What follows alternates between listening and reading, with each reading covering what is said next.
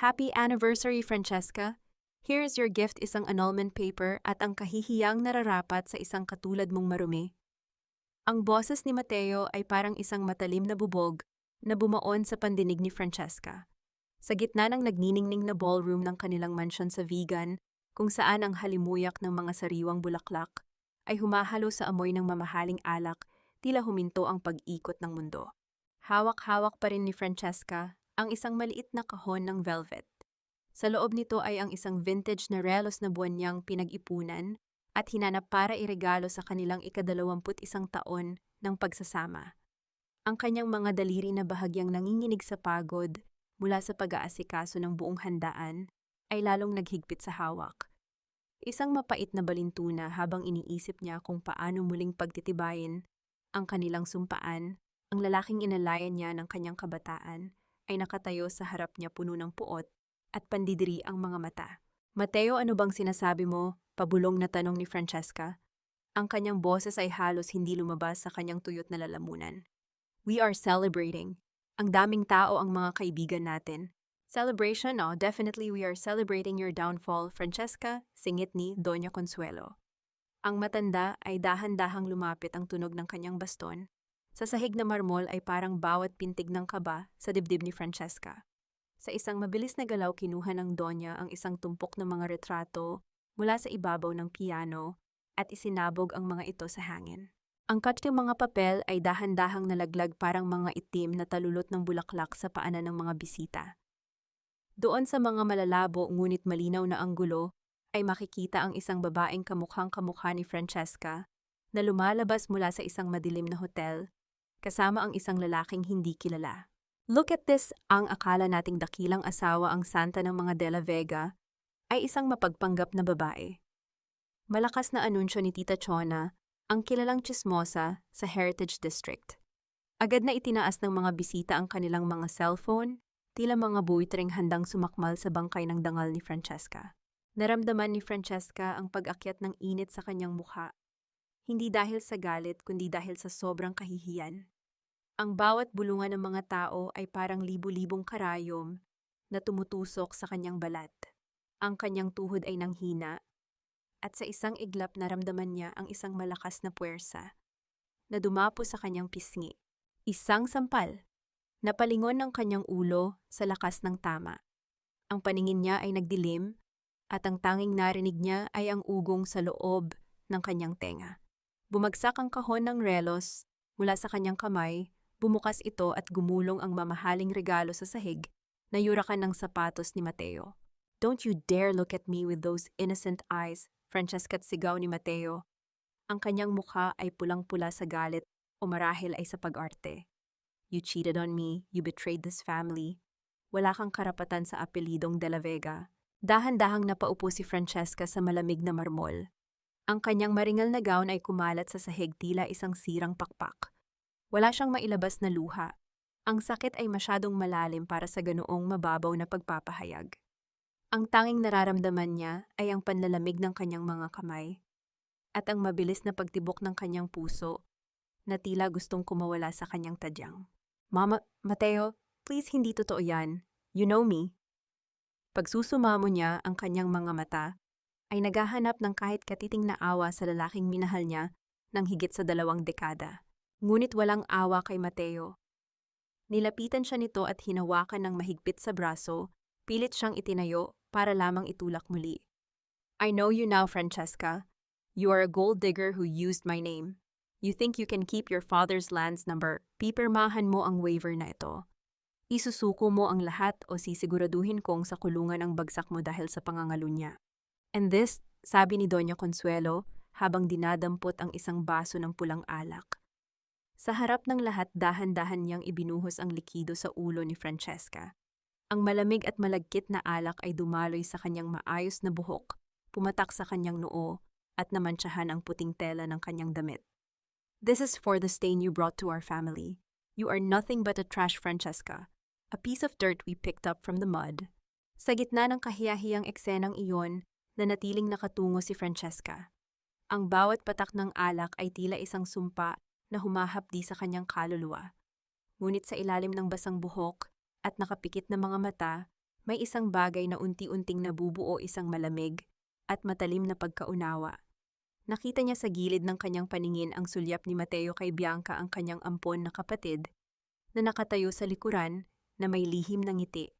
Nakita niya ang kasakiman sa mga mata ng kanyang biyenan. Hindi ito tungkol sa mga retrato. Hindi ito tungkol sa katapatan.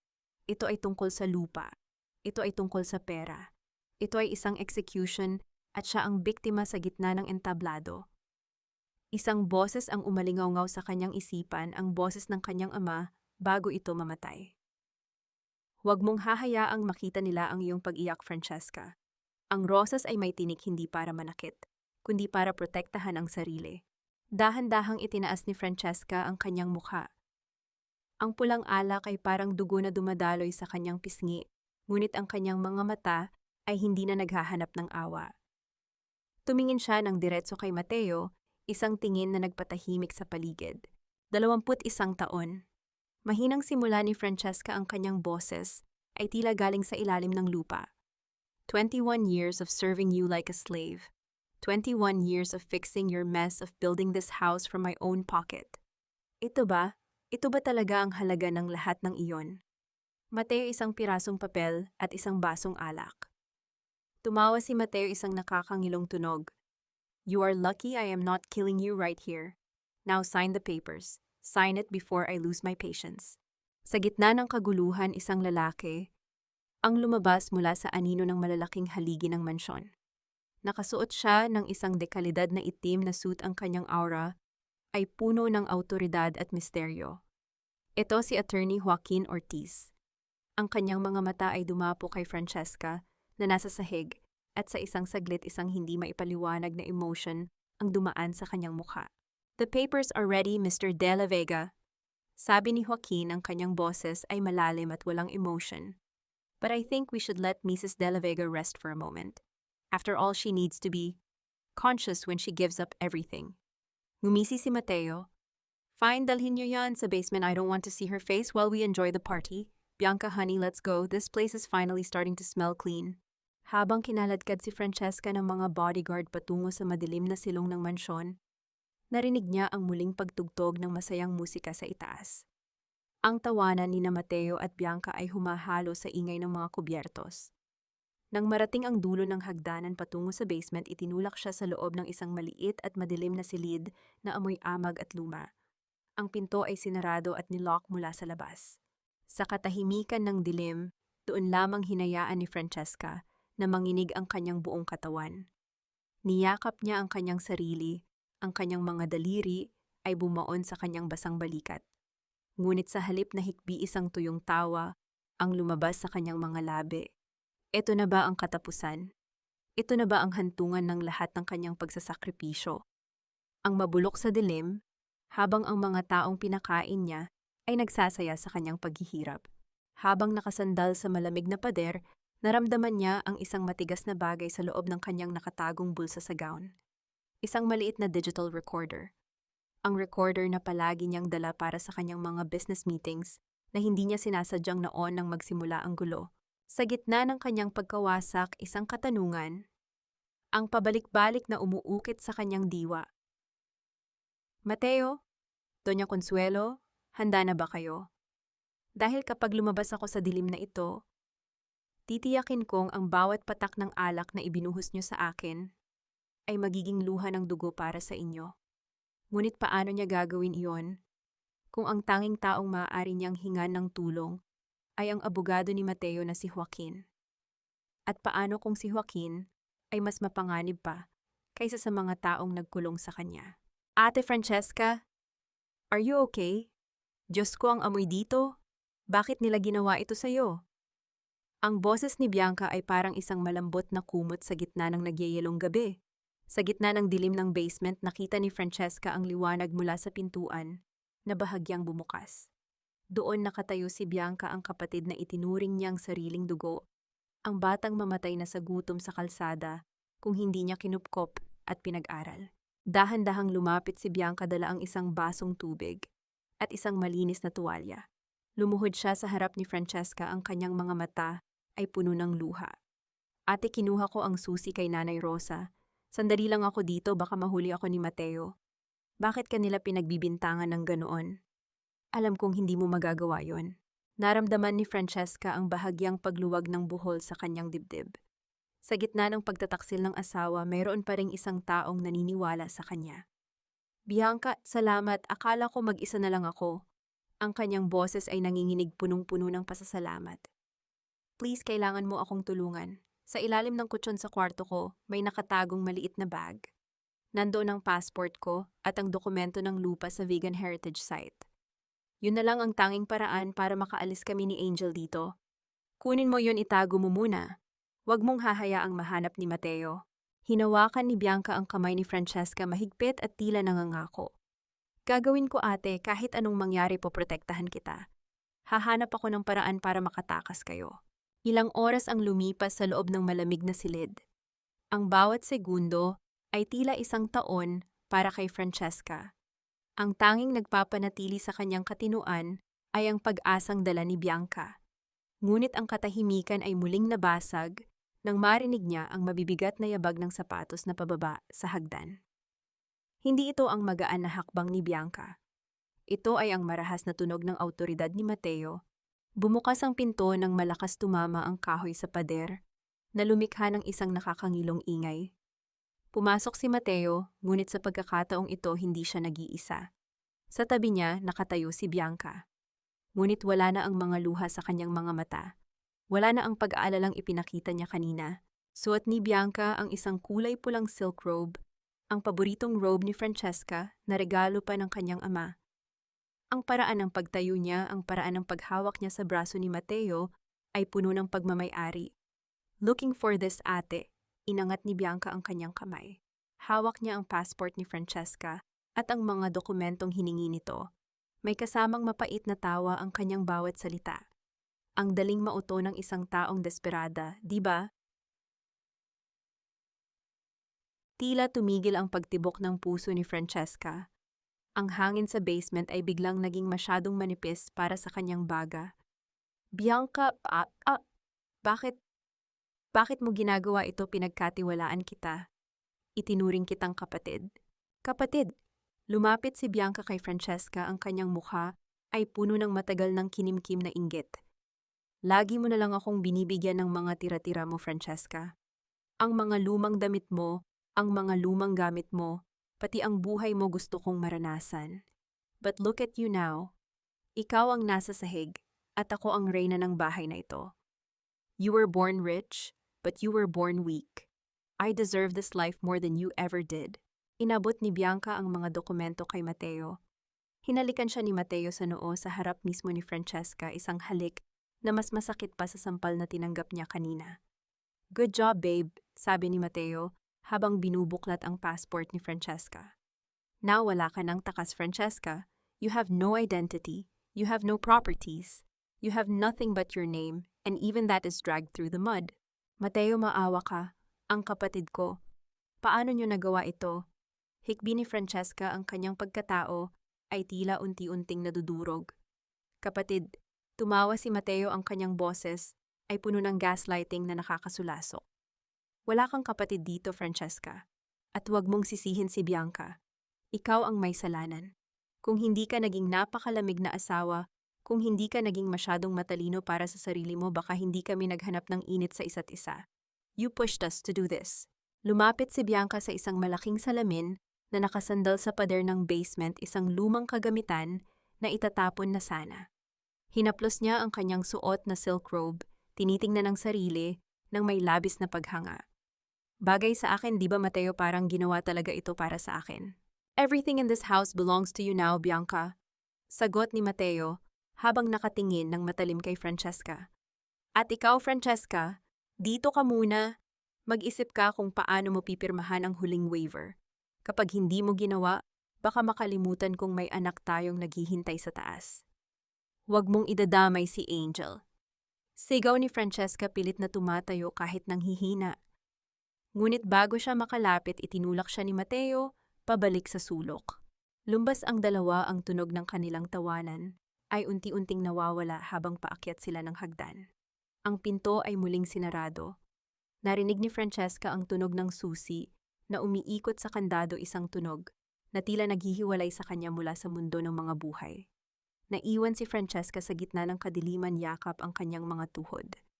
Ang amoy ng pabango ni Bianca, ang pabangong siya mismo ang bumili, ay nananatili sa hangin tila isang lason na dahan-dahang pumapatay sa kanyang huling pag-asa. Sa katahimikang iyon naramdaman niya ang isang patak ng luha na gumulong sa kanyang pisngi. Ngunit bago pa ito umabot sa kanyang baba, pinunasan niya ito ng marahas. Ang kanyang mga mata na dati ay puno ng lungkot, ay biglang nagningning sa ilalim ng kaunting liwanag na pumapasok sa siwang ng pinto. I gave you a home, Bianca. I gave you a life, bulong ni Francesca. Sa dilim ang kanyang boses ay wala na ang panginginig. And you gave me a knife in the back. Mateo, Bianca. Hindi niyo lang kinuha ang passport ko. Binigyan niyo ako ng dahilan para hindi na kayo ituring na tao. Sa kabilang bahagi ng basement, isang anino, ang dahan-dahang gumalaw. May isang pares ng mga mata na kanina pa nakamasid sa bawat pangyayari.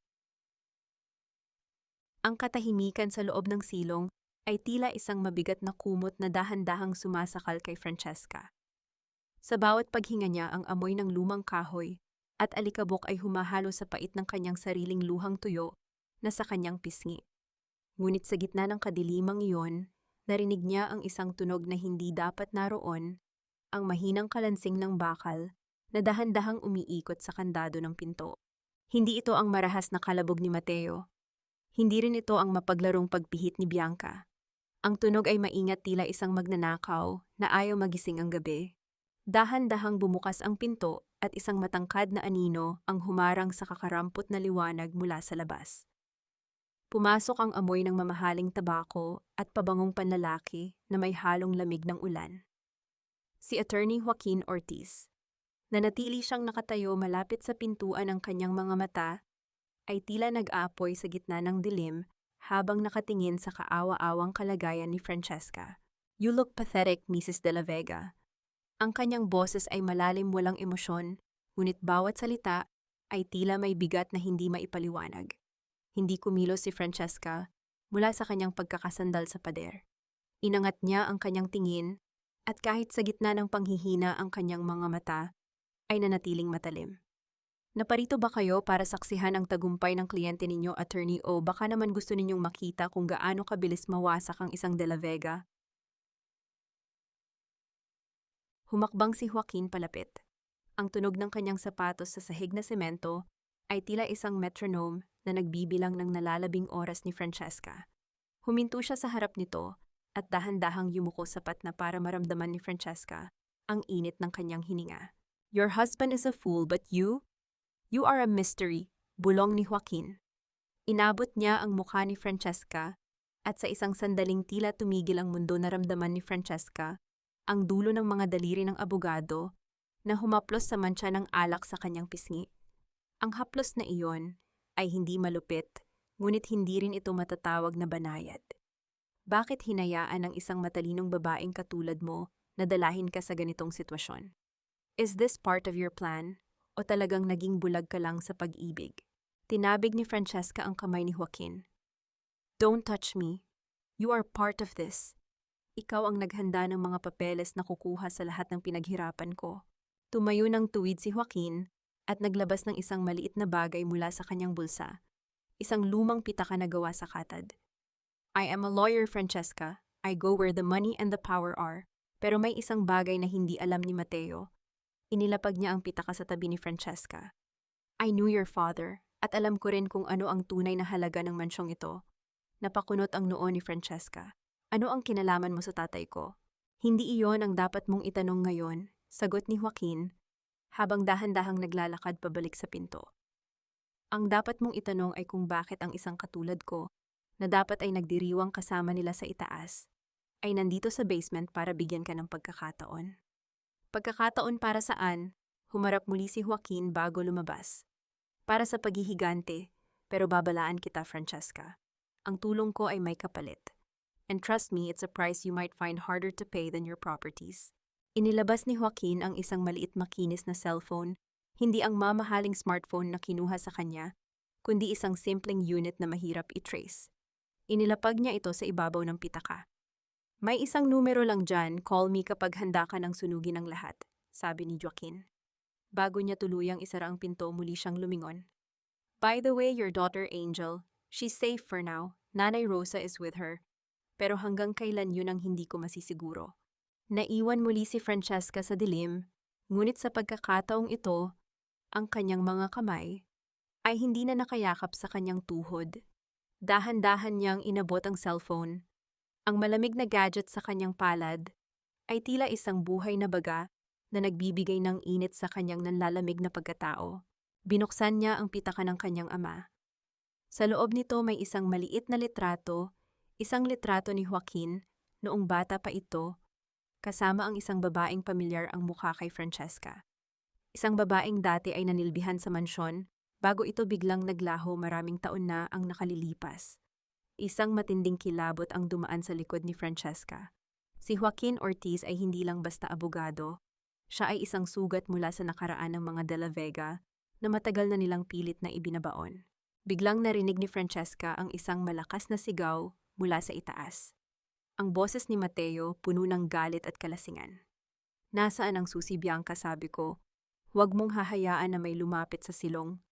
Ang tunog ng mga yabag ay mabilis na papalapit sa pintuan ng basement. Si Francesca ay mabilis na isinilid ang cellphone at pitaka sa loob ng kanyang sirang gown. Ang kanyang puso ay tumitibok ng mabilis tila isang tambol na nagbababala ng panganib. Bumukas ang pinto sa isang marahas na paraan. Si Mateo ay nakatayo doon, ang kanyang mga mata ay nanlilisik at ang kanyang baro ay bahagyang bukas. Sa kanyang kamay hawak niya ang isang mahabang sinturon. I know you're hiding something, Francesca. Bulyaw ni Mateo habang humahakbang palapit. Sino ang kausap mo rito sa dilim? Is it your lover? Or baka naman iniisip mo pa ring makakatakas ka? Tumingin si Francesca kay Mateo at sa unang pagkakataon, hindi siya umiwas. Ang takot na dati ay bumabalot sa kanya ay napalitan ng isang malamig at matigas na determinasyon.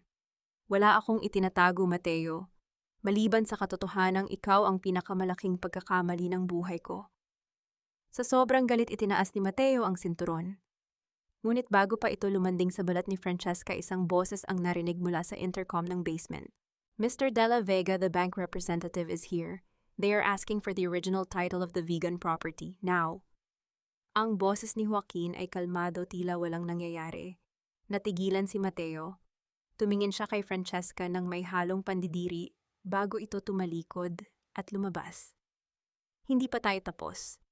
Kapag nakuha ko na ang kailangan ko, itatapon kita sa gitna ng kalsada na parang basura. Nang muling sumara ang pinto, mabilis na inilabas ni Francesca ang cellphone. Ang kanyang mga daliri ay nanginginig habang pinipindot ang kaisa-isang numero sa contact list.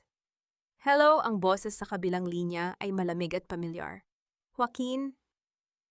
Bulong ni Francesca, ang kanyang mga mata ay nakapako sa litratong nakita niya sa pitaka. I don't care about the price. Just tell me, why do you have a picture of your mother in my father's wallet? At patat. Kumain ka na, Francesca. Baka isipin ng mga tao na pinapabayaan kita kahit na ikaw naman ang nagpabaya sa pamilyang ito. Ang boses ni Mateo ay puno ng peking pag-aalala na mas nakakasulasok pa kaysa sa amoy ng amag sa silong. Ibinaba niya ang isang pinggan sa sahig, mga tira-tirang pagkain mula sa engrandeng handaan sa itaas.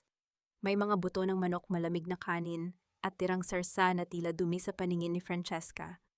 Ang taong binuo niya ang pagkatao, ang lalaking binihisan niya ng karangyaan, gamit ang sarili niyang pawis, ay tinatrato na siya ngayon na parang isang asong ligaw. Tumingin si Francesca sa pinggan pagkatapos ay itinaas ang kanyang paningin sa asawa. Tuyot ang kanyang lalamunan at tila may nakabara na tinik sa kanyang dibdib, ngunit nanatiling tuwid ang kanyang likod. Hindi siya kumibo. Ang katahimikan niya ay tila isang sampal kay Mateo na mas lalong nagpaningas sa galit nito. Bakit hindi ka sumasagot? Galit ka ba? Tumawa si Mateo habang dahan-dahang lumalapit.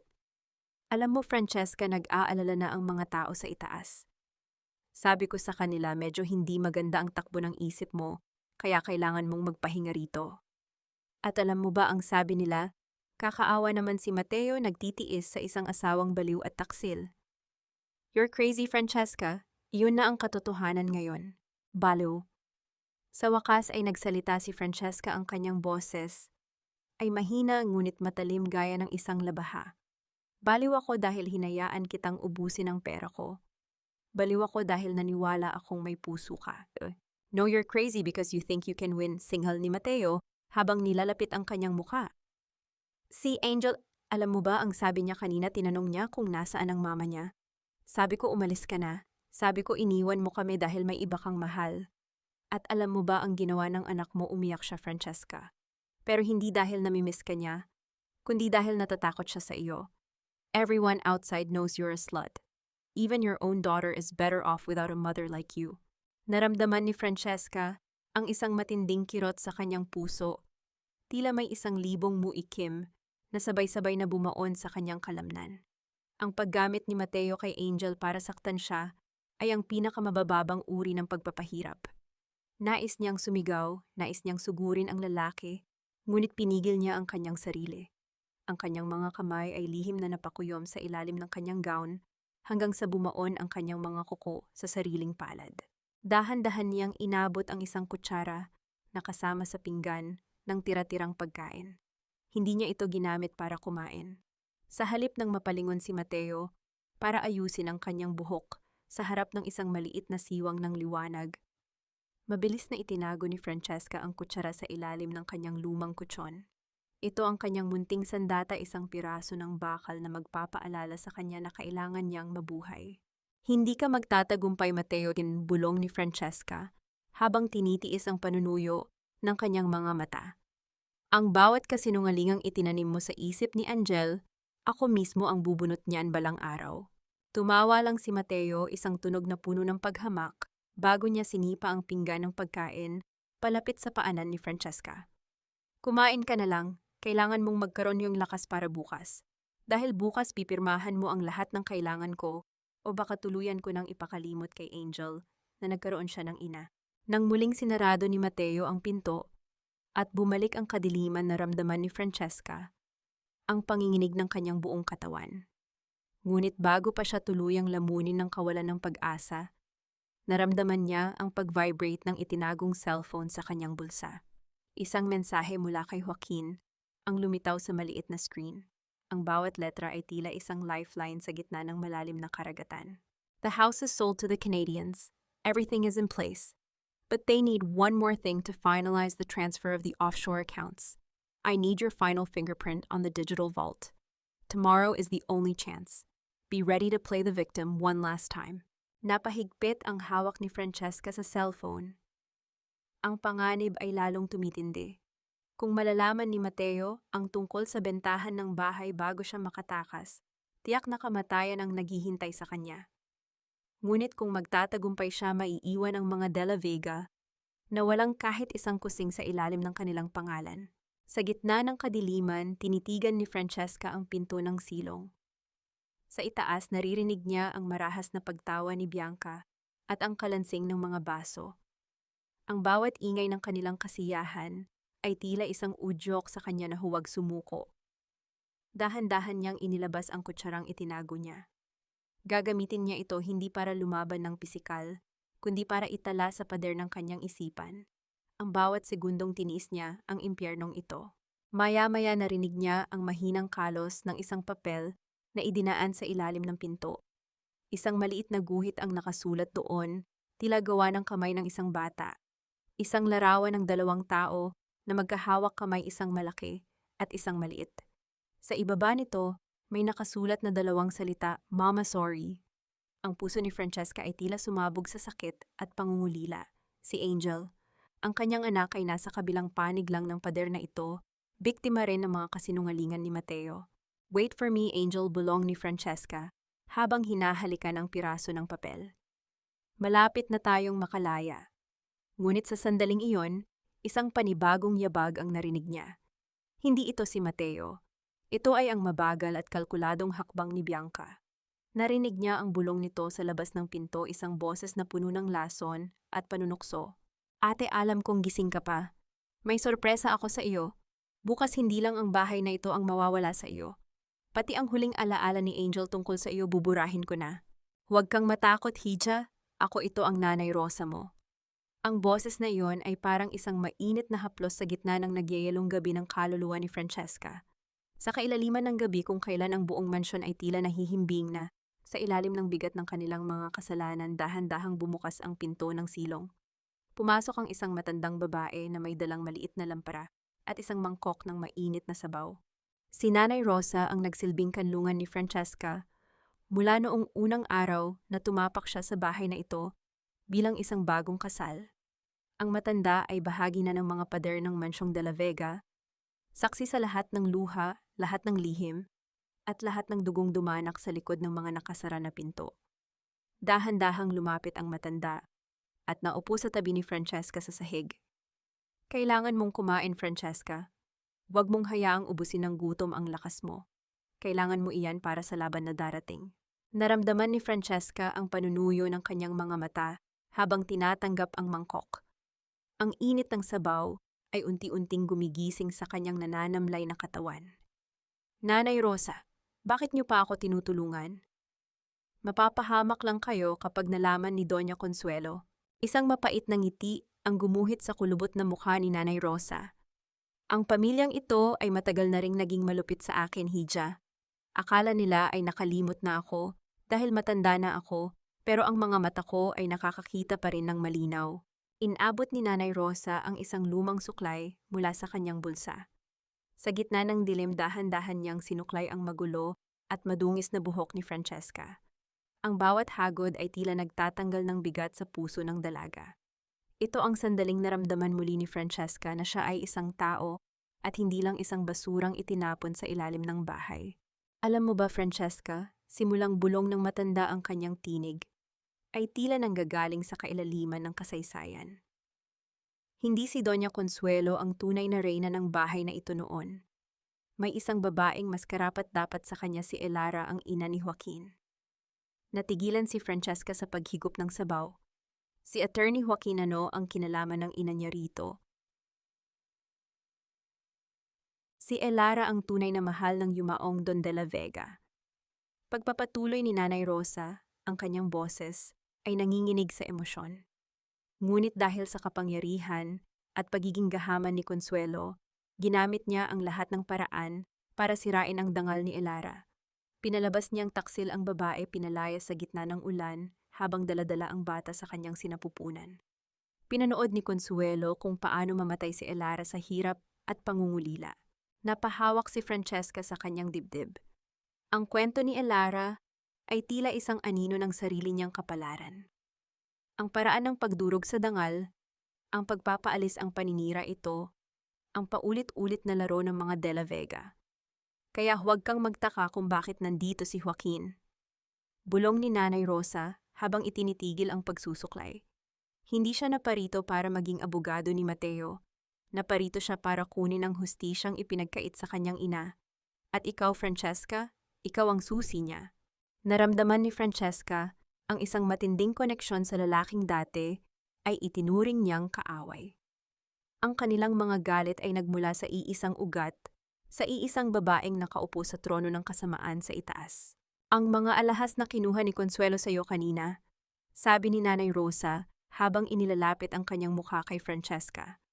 Huwag kang mag-alala. Nakita ko noong tinatago mo ang mga tunay na bato at pinapalitan ng kristal noong nakaraang taon. Tama ang ginawa mo, Hiha. Protektahan mo ang sayo. Nabigla si Francesca na alam ng matanda ang kanyang lihim, ngunit mabilis din siyang napanatag. Kailangan kong makaalis dito, Nanay Rosa. Si Angel, kailangan ko siyang mailayo sa kanila. Gagawin natin yan, pangako ng matanda. Pero mag-ingat ka kay Bianca. Ang batang iyon ay may tenga sa bawat pader. Mas matalas ang kanyang inggit kaysa sa anumang kutsilyo.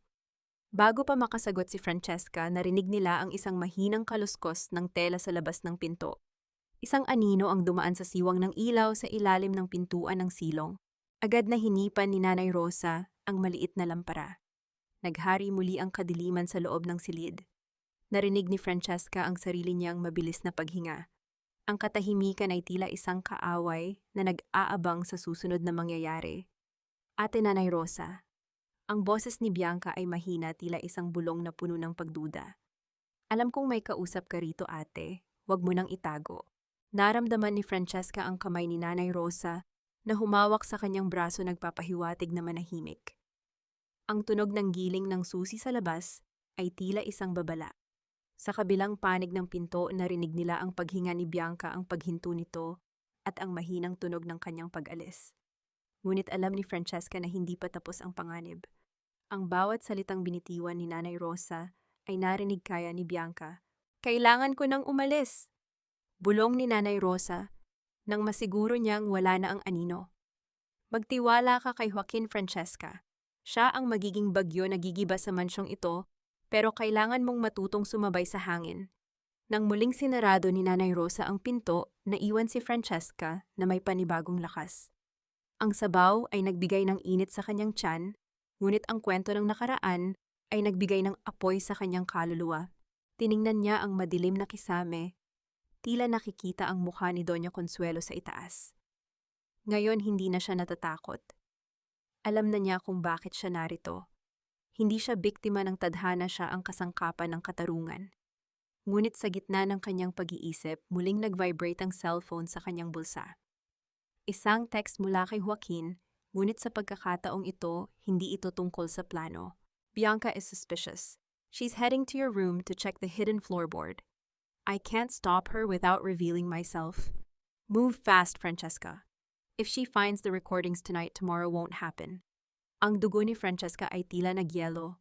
Ang mga recording ng bawlok ni Mateo na itinago niya sa ilalim ng sahig ng kanyang kwarto, ang huling bala niya para makuha ang custody ni Angel. Kung mahahanap iyon ni Bianca, wala na siyang laban. Ibigay mo sa akin ang susi ng vault, Francesca. Huwag mo nang hintayin na ipakaladkad kita sa labas para lang makuha ang mga alahas na yan. Ang boses ni Doña Consuelo ay tila isang matalim na kuko na kumakalos sa katahimikan ng silong. Nakatayo ang matanda sa gitna ng silid, ang kanyang anino ay tila isang dambuhalang ibon na handang sumakmal. Sa likuran niya, naroon si Mateo, ang mga mata ay puno ng kasakiman at pagkainip. Ang liwanag mula sa pasilyo ay tumatama sa mukha ni Francesca na ngayon ay mas madungis at mas mukhang kaawa-awa kaysa noong nakaraang gabi. Dahan-dahang gumalaw si Francesca mula sa sulok. Ang bawat kilos niya ay tila may kasamang sakit, ngunit ang kanyang isipan ay kasing talim ng isang bagong hasang patalim. Inabot niya ang isang maliit na kadena sa kanyang leeg, kung saan nakasabit ang isang luma at tanso na susi, ang susi sa lihim na taguan ng mga alahas ng pamilya niya, ang mga hiyas na dinala niya bilang dote noong pinakasalan niya si Mateo. Ito lang ba ang gusto niyo, mother-in-law? Mahinang tanong ni Francesca, ang boses ay sadyang ginawang nanginginig. Ang mga huling alaala ng aking ama. Huwag ka nang magdrama, Francesca. Singhal ni Mateo habang marahas na hinablot ang susi mula sa kamay ng asawa. These jewels are part of the De La Vega assets now. You don't deserve such elegance anymore. Let's go, Mama. Iwanan na ang basurang yan dito. Pinanood ni Francesca ang pag-alis ng dalawa. Nang muling sumara ang pinto, hindi siya umiyak. Sa halip, isang maliit at malamig na ngiti ang sumilay sa kanyang mga labi.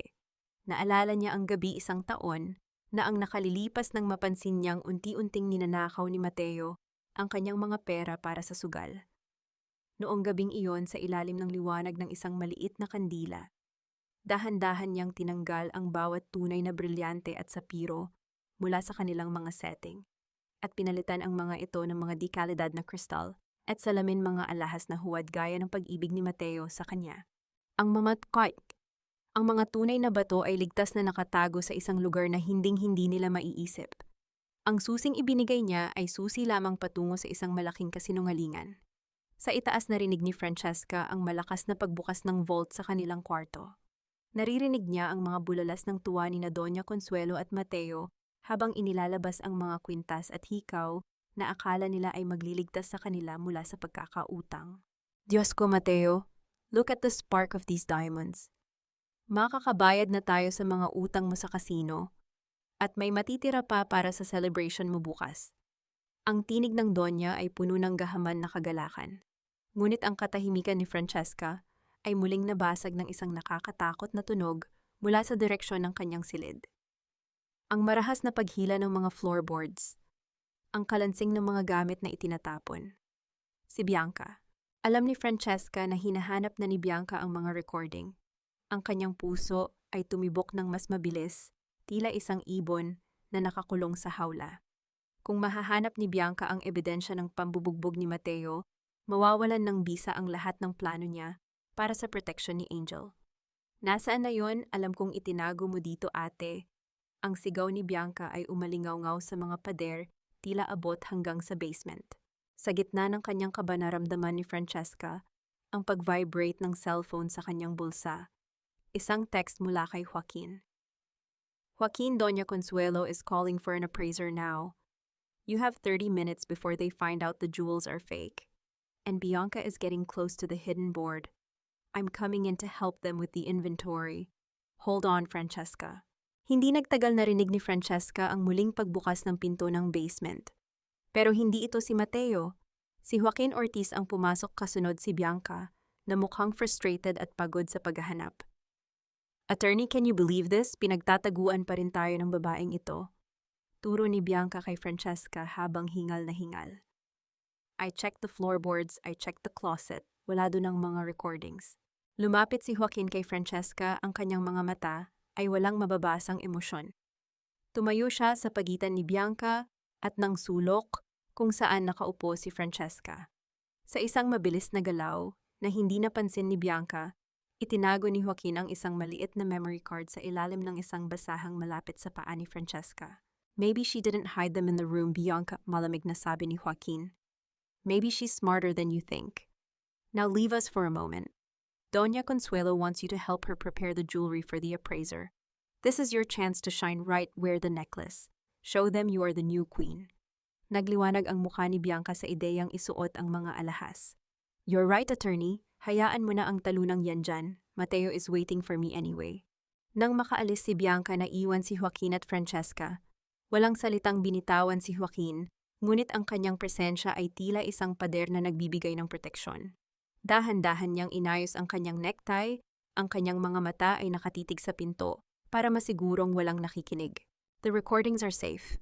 I swapped them with blank ones before Bianca could find the real ones.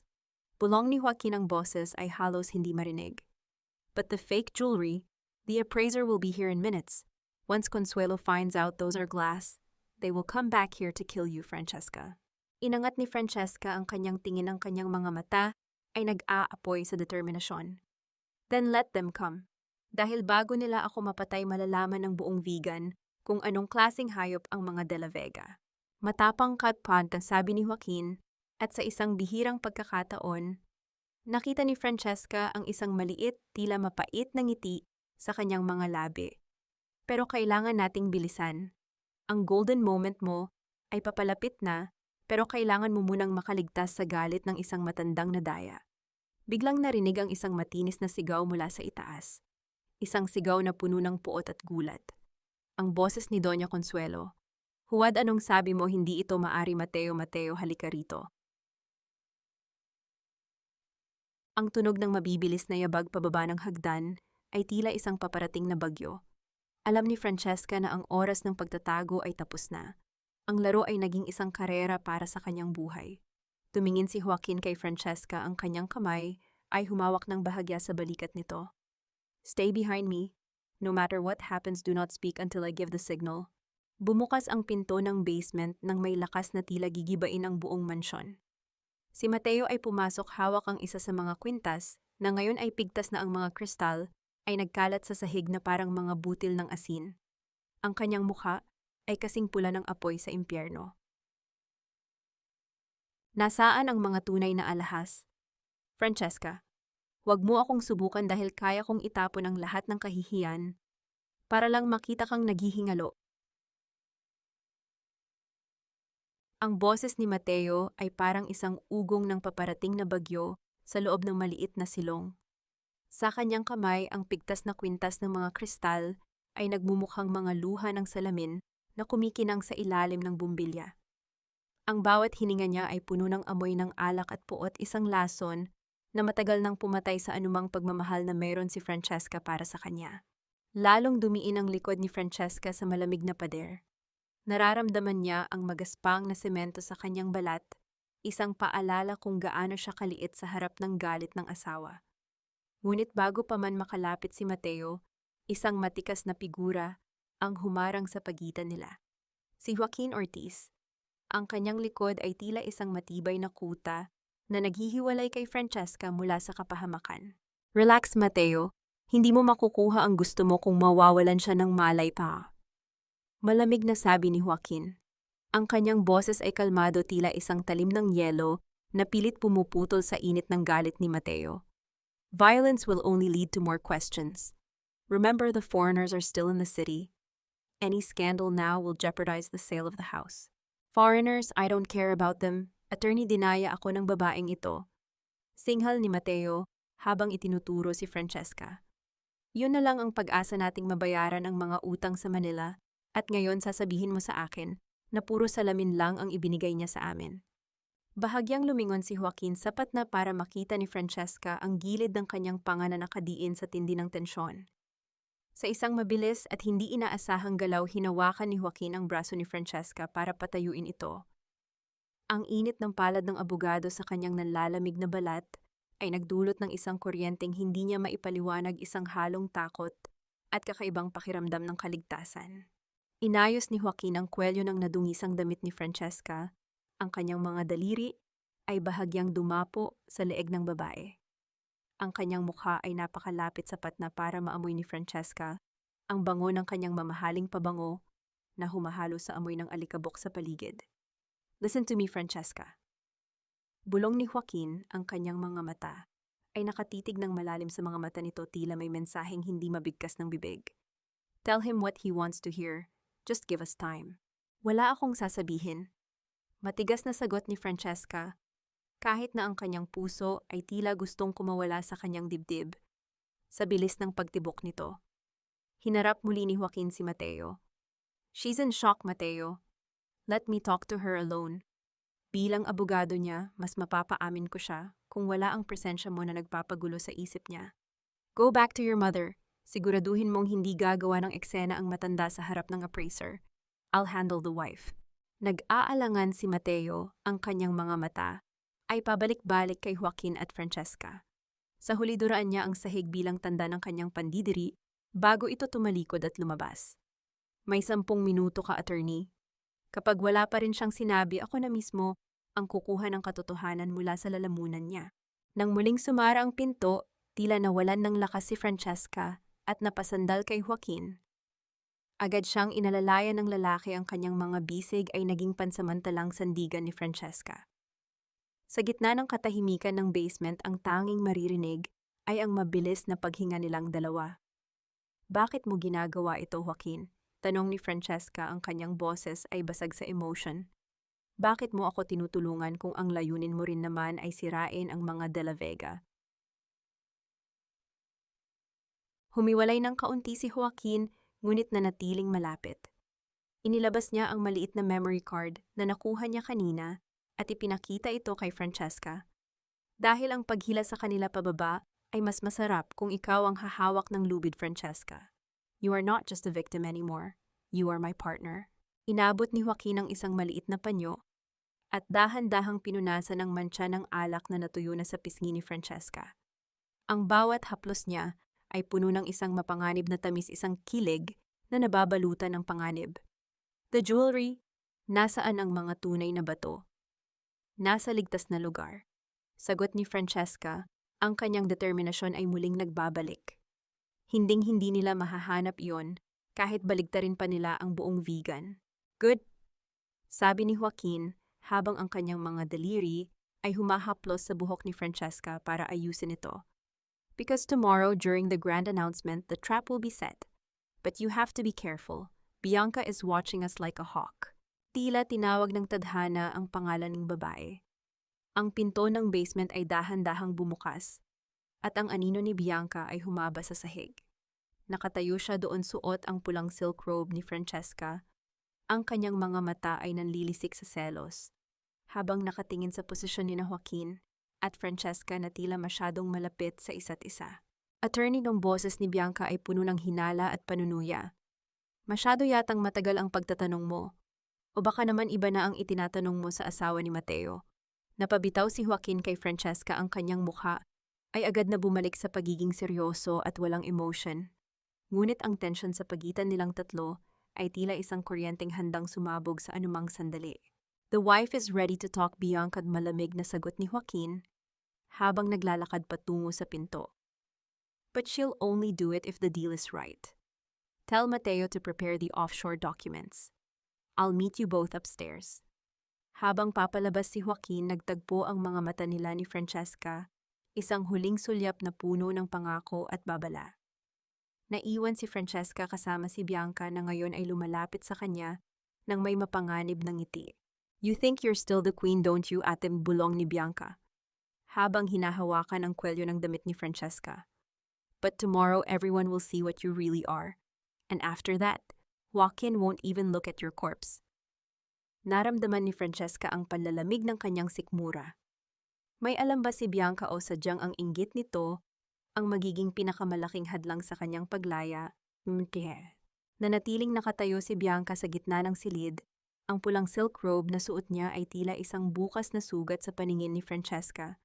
Ang bawat hibla ng tela na dati ay nagbibigay ng ginhawa kay Francesca ay tila dinudungisan na ngayon ang presensya ng babaeng itinuring niyang kapatid. May hawak na baso ng alak si Bianca, dahan-dahan niya itong iniiwas habang tinititigan ang bawat sulok ng basement ng may pandidiri. Masyado kang malapit kay Attorney Joaquin, ate. Ang boses ni Bianca ay puno ng panibugho, isang emosyong hindi niya magawang itago sa likod ng kanyang mapanuyang ngiti. Akala mo ba sapat na ang dumi sa mukha mo para makuha ang atensyon ng isang lalaking katulad niya? O baka naman ginagamit mo lang ang pagiging biktima mo para makuha ang awa niya? Dahan-dahang tumayo si Francesca, pinagpag ang kanyang nadungisang gown ng may dignidad na hindi kayang tapatan ng anumang mamahaling robe. Ang awa ay para sa mga taong walang kakayahan, Bianca. At alam nating dalawa na hindi ako kabilang sa kanila. Pero ikaw ang dapat kong kaawaan. Natawa ng malakas si Bianca, isang tunog na puno ng kapusukan, ngunit may halong kaba. Ako, bakit ako? Ako ang may hawak ng susi sa kwarto ni Mateo ngayon.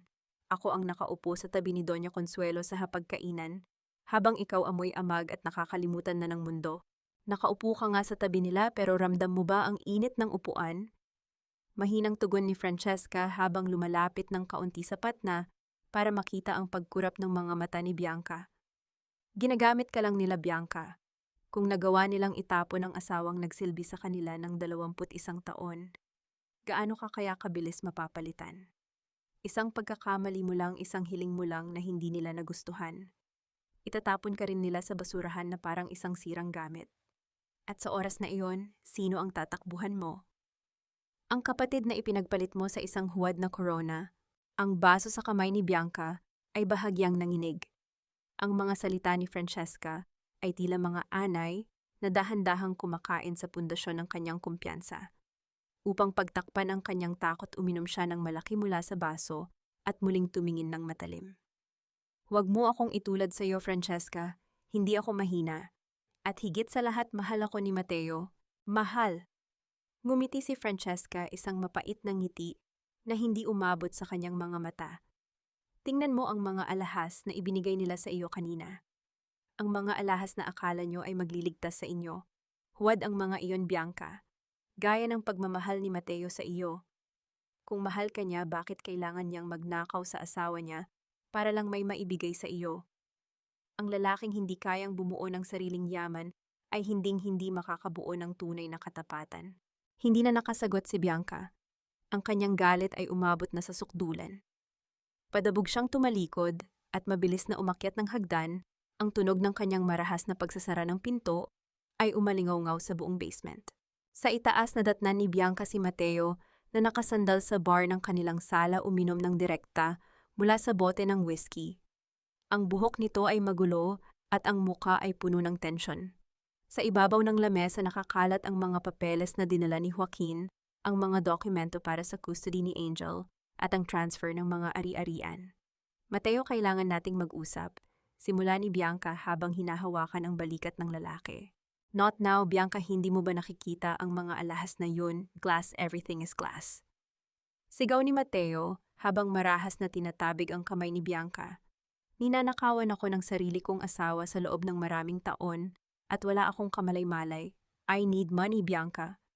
The gambling debts won't wait. Bakit sa akin ka nagagalit siya ang may kasalanan? Hiyaw ni Bianca ang kanyang tinig ay naging matinis sa sobrang emosyon. Sabi mo ako na ang reyna dito, pero bakit hanggang ngayon, ang anino pa rin niya ang nagpapatakbo sa buhay mo?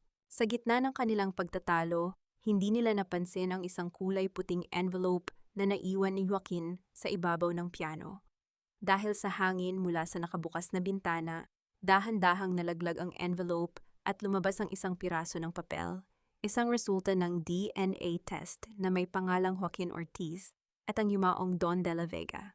Dahan-dahang yumuko si Mateo para pulutin ang papel, iniisip na isa lamang itong dokumento sa bangko. Ngunit habang binabasa niya ang bawat letra, ang kanyang mukha ay nawalan ng kulay. Ang kanyang mga kamay ay nagsimulang manginig sa tindi ng pagkagulat at takot. Ano yan, Mateo? Tanong ni Bianca. Ang kanyang tono ay biglang nagbago nang makita ang reaksyon ng lalaki. Hindi sumagot si Mateo. Ang kanyang mga mata ay nanatiling nakapako sa resulta ng test. Ang taong pinagkakatiwalaan niyang humawak ng kanyang mga sikreto, ang abogado na akala niya ay kakampi niya sa pagdurog kay Francesca, ay ang kapatid niyang matagal na nilang pilit na ibinabaon sa limot. Joaquin? Bulong ni Mateo, ang kanyang boses ay tila galing sa isang bangungot. He's not a lawyer, he's a ghost. Sa sandaling iyon, ang intercom sa sala ay tumunog ng malakas. Ang boses ni Joaquin ay narinig kalmado at tila walang alam sa nangyayari. Mr. De La Vega, the Canadian investors are on the line. They want to speak with your wife regarding the final confirmation of the land boundaries. Should I bring the papers to the basement now? Napatingin si Mateo sa intercom, pagkatapos ay sa papel na hawak niya, at huli ay kay Bianca na ngayon ay puno na rin ng takot. Ang bawat piraso ng kanyang plano ay tila unti-unting naglalaglagan na parang mga domino. Sa loob ng basement, narinig ni Francesca ang tunog ng intercom. Alam niya na ang oras ng paghaharap ay lalong lumalapit. Inilabas niya ang kanyang maliit na recorder at tinitigan ang pinto. Ang kanyang puso ay tumitibok ng may bagong layunin. Ang laro ay nagsisimula pa lang, Mateo, bulong ni Francesca sa dilim. At sa pagkakataong ito, hindi lang ang bahay ang kukunin ko sa iyo. Kukunin ko ang lahat ng bagay na akala mo ay pag-aari mo. Ngunit sa gitna ng katahimikan, isang marahas na kalabog ang narinig mula sa itaas. Ang tunog ng isang bagay na nabasag, isang mamahaling florera, o baka ang huling pasensya ni Mateo. Kasunod nito ay ang matinis na tili ni Bianca. Mateo, huwag bitawan mo ako. Tata, pirmahan mo na ito, Francesca, o hinding-hindi mo na makikita kahit anong anino ng liwanag sa labas ng lunggang ito. Ang boses ni Mateo ay puno ng isang desperadong bangis, tila isang hayop na nasusukol sa kanto at handang manakmal ng kahit sino. Sa gitna ng madilim na basement, ang liwanag mula sa isang maliit na desk lamp na dinala ni Joaquin ay tumatama sa mukha ni Francesca. Hawak-hawak ni Francesca ang maliit na guhit na ibinigay sa kanya ni Angel, ang papel na may larawan ng dalawang taong magkahawak kamay. Ito ang kanyang munting piraso ng langit sa gitna ng impyerno. Ngunit sa isang marahas na galaw, hinablot ito ni Mateo at pinunit sa harap ng kanyang mga mata. Ang pagpunit sa papel ay tila pagpunit na rin sa huling hibla ng pasensya ni Francesca. Pinanood niya ang mga piraso ng papel na dahan-dahang nalaglag sa maduming sahig, tila mga puting talulot ng bulaklak na nayurakan. Hindi siya sumigaw.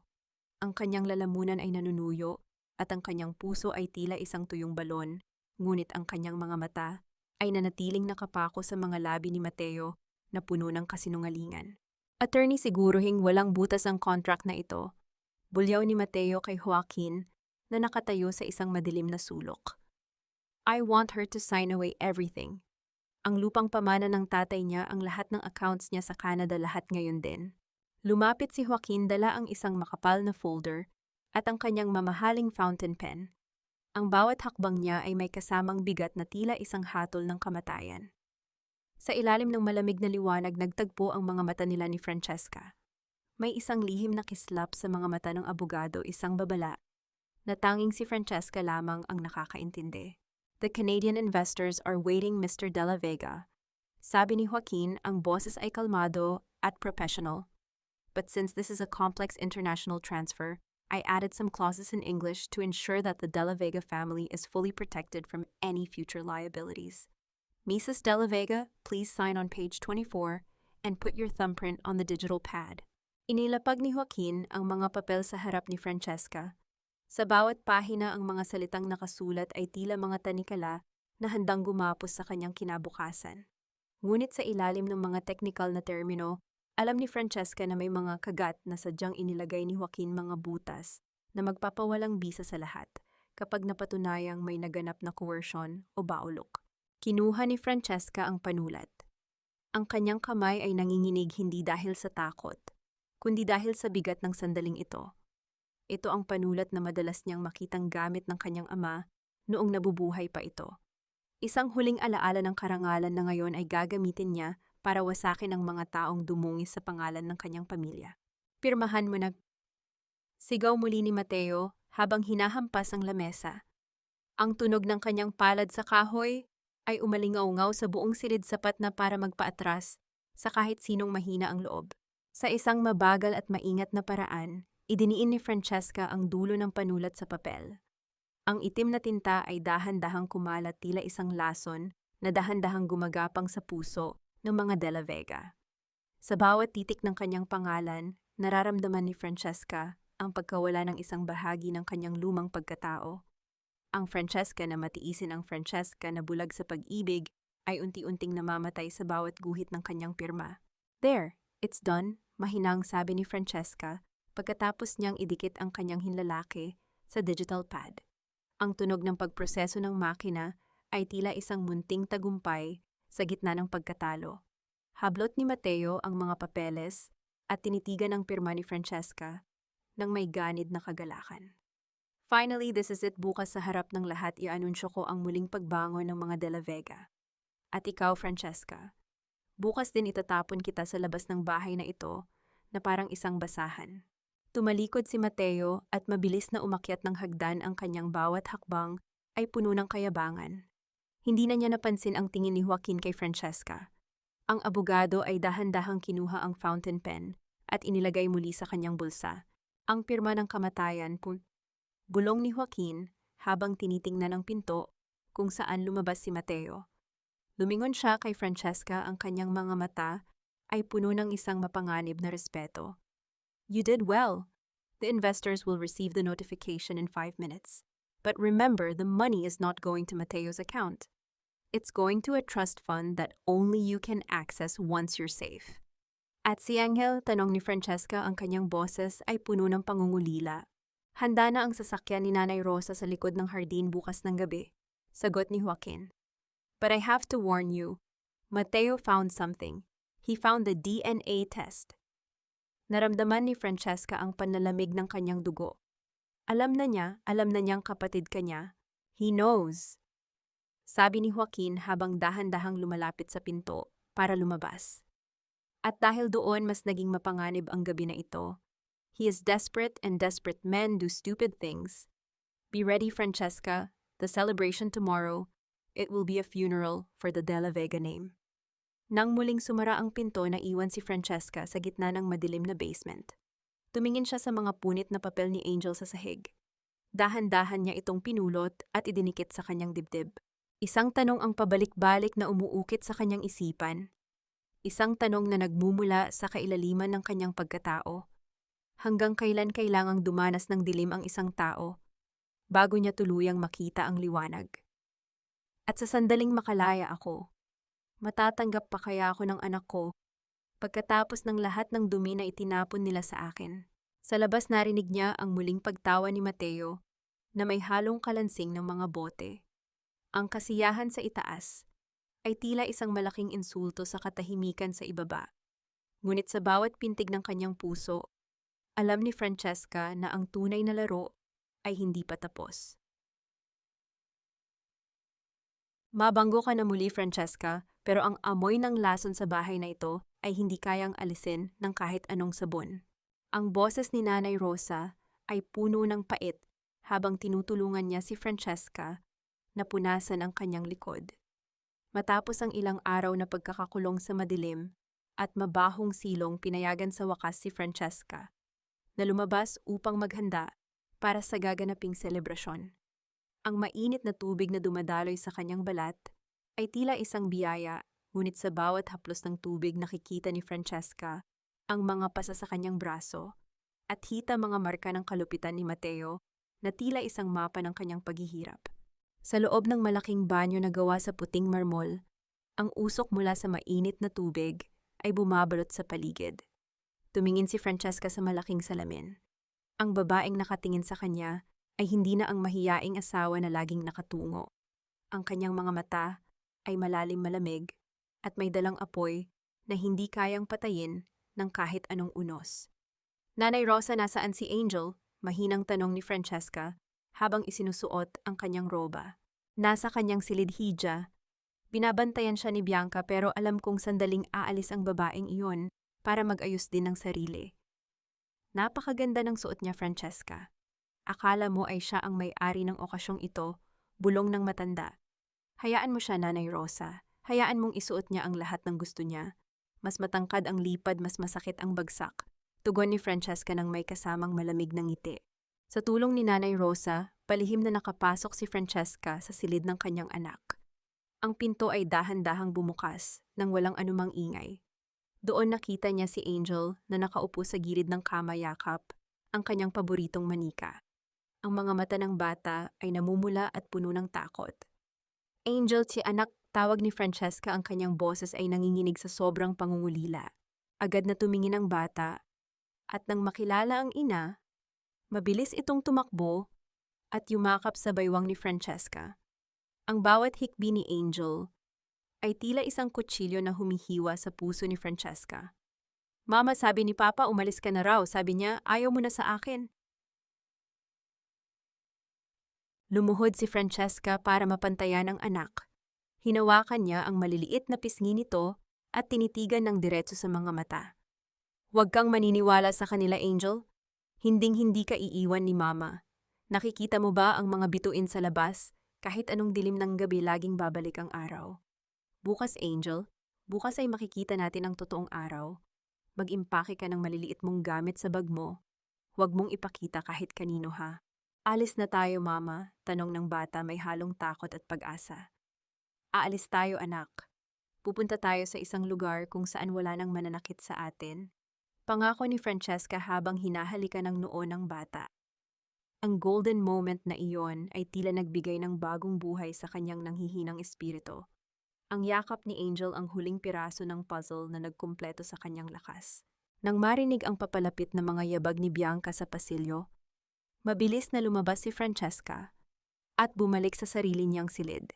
Doon naghihintay ang kanyang isusuot, isang maringal na gown na kulay itim na may mga detalyeng lace na tila gawa sa anino. Hindi ito damit para sa isang selebrasyon. Ito ay damit para sa isang libing. Ang libing ng karangalan ng mga De La Vega. Isinuot niya ang kanyang huling piraso ng alahas, isang maliit na locket na may larawan ng kanyang ama. Sa bawat minutong lumilipas ang ingay ng mga Vivaldi at violin mula sa malaking silya sa ibaba ay lalong lumalakas. Naririnig na rin ang mga yabag ng mga dumarating na bisita, ang kalansing ng mga mamahaling kubyertos, at ang tawa ng mga taong ang tanging alam ay ang panlabas na anyo ng karangyaan. Pumasok si Mateo sa silid, suot ang kanyang pinakamahal na barong Tagalog. Mukha siyang matagumpay, ang kanyang dibdib ay nakabukol sa kayabangan. Lumapit siya kay Francesca at hinawakan ang panga nito ng mahigpit.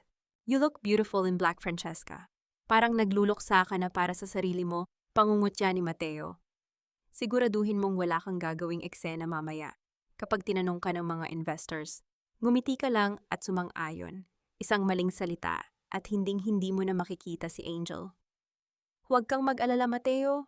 Sagot ni Francesca, ang kanyang boses ay kasing lamig ng yelo. Ibibigay ko sa inyo ang lahat ng nararapat sa inyo ngayong gabi. Good, let's go. The world is waiting for the De La Vega resurrection. Sabi ni Mateo bago ito tumalikod. Habang naglalakad si Francesca pababa ng malaking hagdanan ng mansyon, ang bawat hakbang niya ay tila isang pintig ng orasan na nagbibilang ng katapusan. Nakita niya si Joaquin sa dulo ng hagdanan, nakatayo sa isang sulok. Ang kanyang mga mata ay nakatitig sa kanya nang may hindi maipaliwanag na lalim. Dungay ang mga ilaw ng chandelier ay tila masyadong maliwanag nakakasilaw, ngunit sa paningin ni Francesca, ang buong mansyon ay puno na ng mga anino. Ang musika ng violin ay nagsimulang maging mas mabilis, mas dumarami ang mga tao, at ang tensyon sa hangin ay tila isang kuryenteng handang sumabog. Nang marating niya ang huling baitang isang anunsyo, ang narinig mula sa mikropono sa gitna ng sala. Ang boses ni Doña Consuelo ay umalingaw-ngaw, puno ng kagalakan. Tonight we celebrate the future.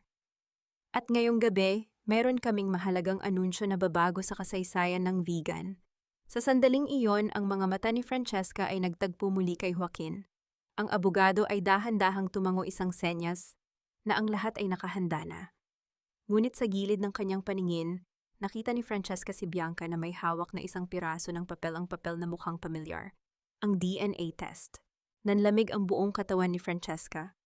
Nakita niya ang mapanuyang ngiti ni Bianca habang papalapit ito kay Mateo. Ang akala mo ba ay ikaw ang may hawak ng alas, ate? Well, look at this. Ang iyong knight in shining armor ay isa palang impostor na nagnanais na ubusin ang tira-tirang dangal ng mga De La Vega. Ang bulong ni Bianca ay tila isang malat na tawa ng demonyo sa gitna ng mariringal na tugtugin ng biolin. Sa gitna ng malaking ballroom kung saan ang mga kristal na chandelier ay nagtatapon ng libu-libong liwanag sa sahig na marmol, naramdaman ni Francesca ang panlalamig ng kanyang mga daliri. Nakatayo siya doon, balot ng kanyang itim na gown, na tila isang aninong tumangging maglaho, habang ang mga bisita ay nagtatawanan at humihigop ng mamahaling sampan. Ito ang kabalintunaan ng kanilang buhay sa labas. Sila ang simbolo ng perpektong pamilya ng vegan. Ngunit sa loob, ang bawat isa ay may hawak na patalim na handang itaksil ang kapwa. Mateo, tingnan mo ito. Patuloy ni Bianca habang hinihila ang braso ni Mateo. Sa ilalim ng malakas na tugtog, ipinakita niya ang lukot na papel ng DNA test. Si Joaquin, hindi siya basta abogado. He is the son of Elara. He is your brother Mateo. At sa tingin mo ba ay tinutulungan niya tayo? He is working with Francesca to destroy us. Nakita ni Francesca ang pagbabago sa mukha ni Mateo. Ang dating mapagmataas na ngiti ay napalitan ng isang anyo na tila isang hayop na nasusukol. Ang kanyang mga mata ay pabalik-balik kay Joaquin na kasalukuyang nakikipag-usap sa mga Canadian investors, at kay Francesca na nanatiling nakatayo ng tuwid sa gitna ng bulwagan. Sa kabilang panig, umakyat na si Doña Consuelo sa munting entablado. Hawak niya ang mikropono, ang kanyang mukha ay puno ng peking kagalakan na tila isang maskara ng trahedya. Distinguished guests, friends and partners. Ang boses ng matanda ay umalingaw-ngaw sa buong mansyon, tila isang utos na dapat sundin ng lahat. Ngayong gabi, hindi lang natin ipinagdiriwang ang aming anibersaryo. Ipinagdiriwang natin ang katatagan ng pamilya De La Vega. Sa kabila ng mga pagsubok at mga taong nagtangkang sumira sa aming pangalan, nananatili kaming nakatayo. At para sa aming mga partners mula sa Canada, narito ang aming opisyal na pagtanggap sa inyong alok. Nagpalakpakan ang mga tao, ang tunog ng kanilang mga palad ay tila mga tuyong dahon na nagkakalo sa hangin. Ngunit sa sulok ng ballroom, nakita ni Francesca ang marahas na paglapit ni Mateo kay Joaquin. Ang kanyang asawa ay tila isang bulkan na handang sumabog.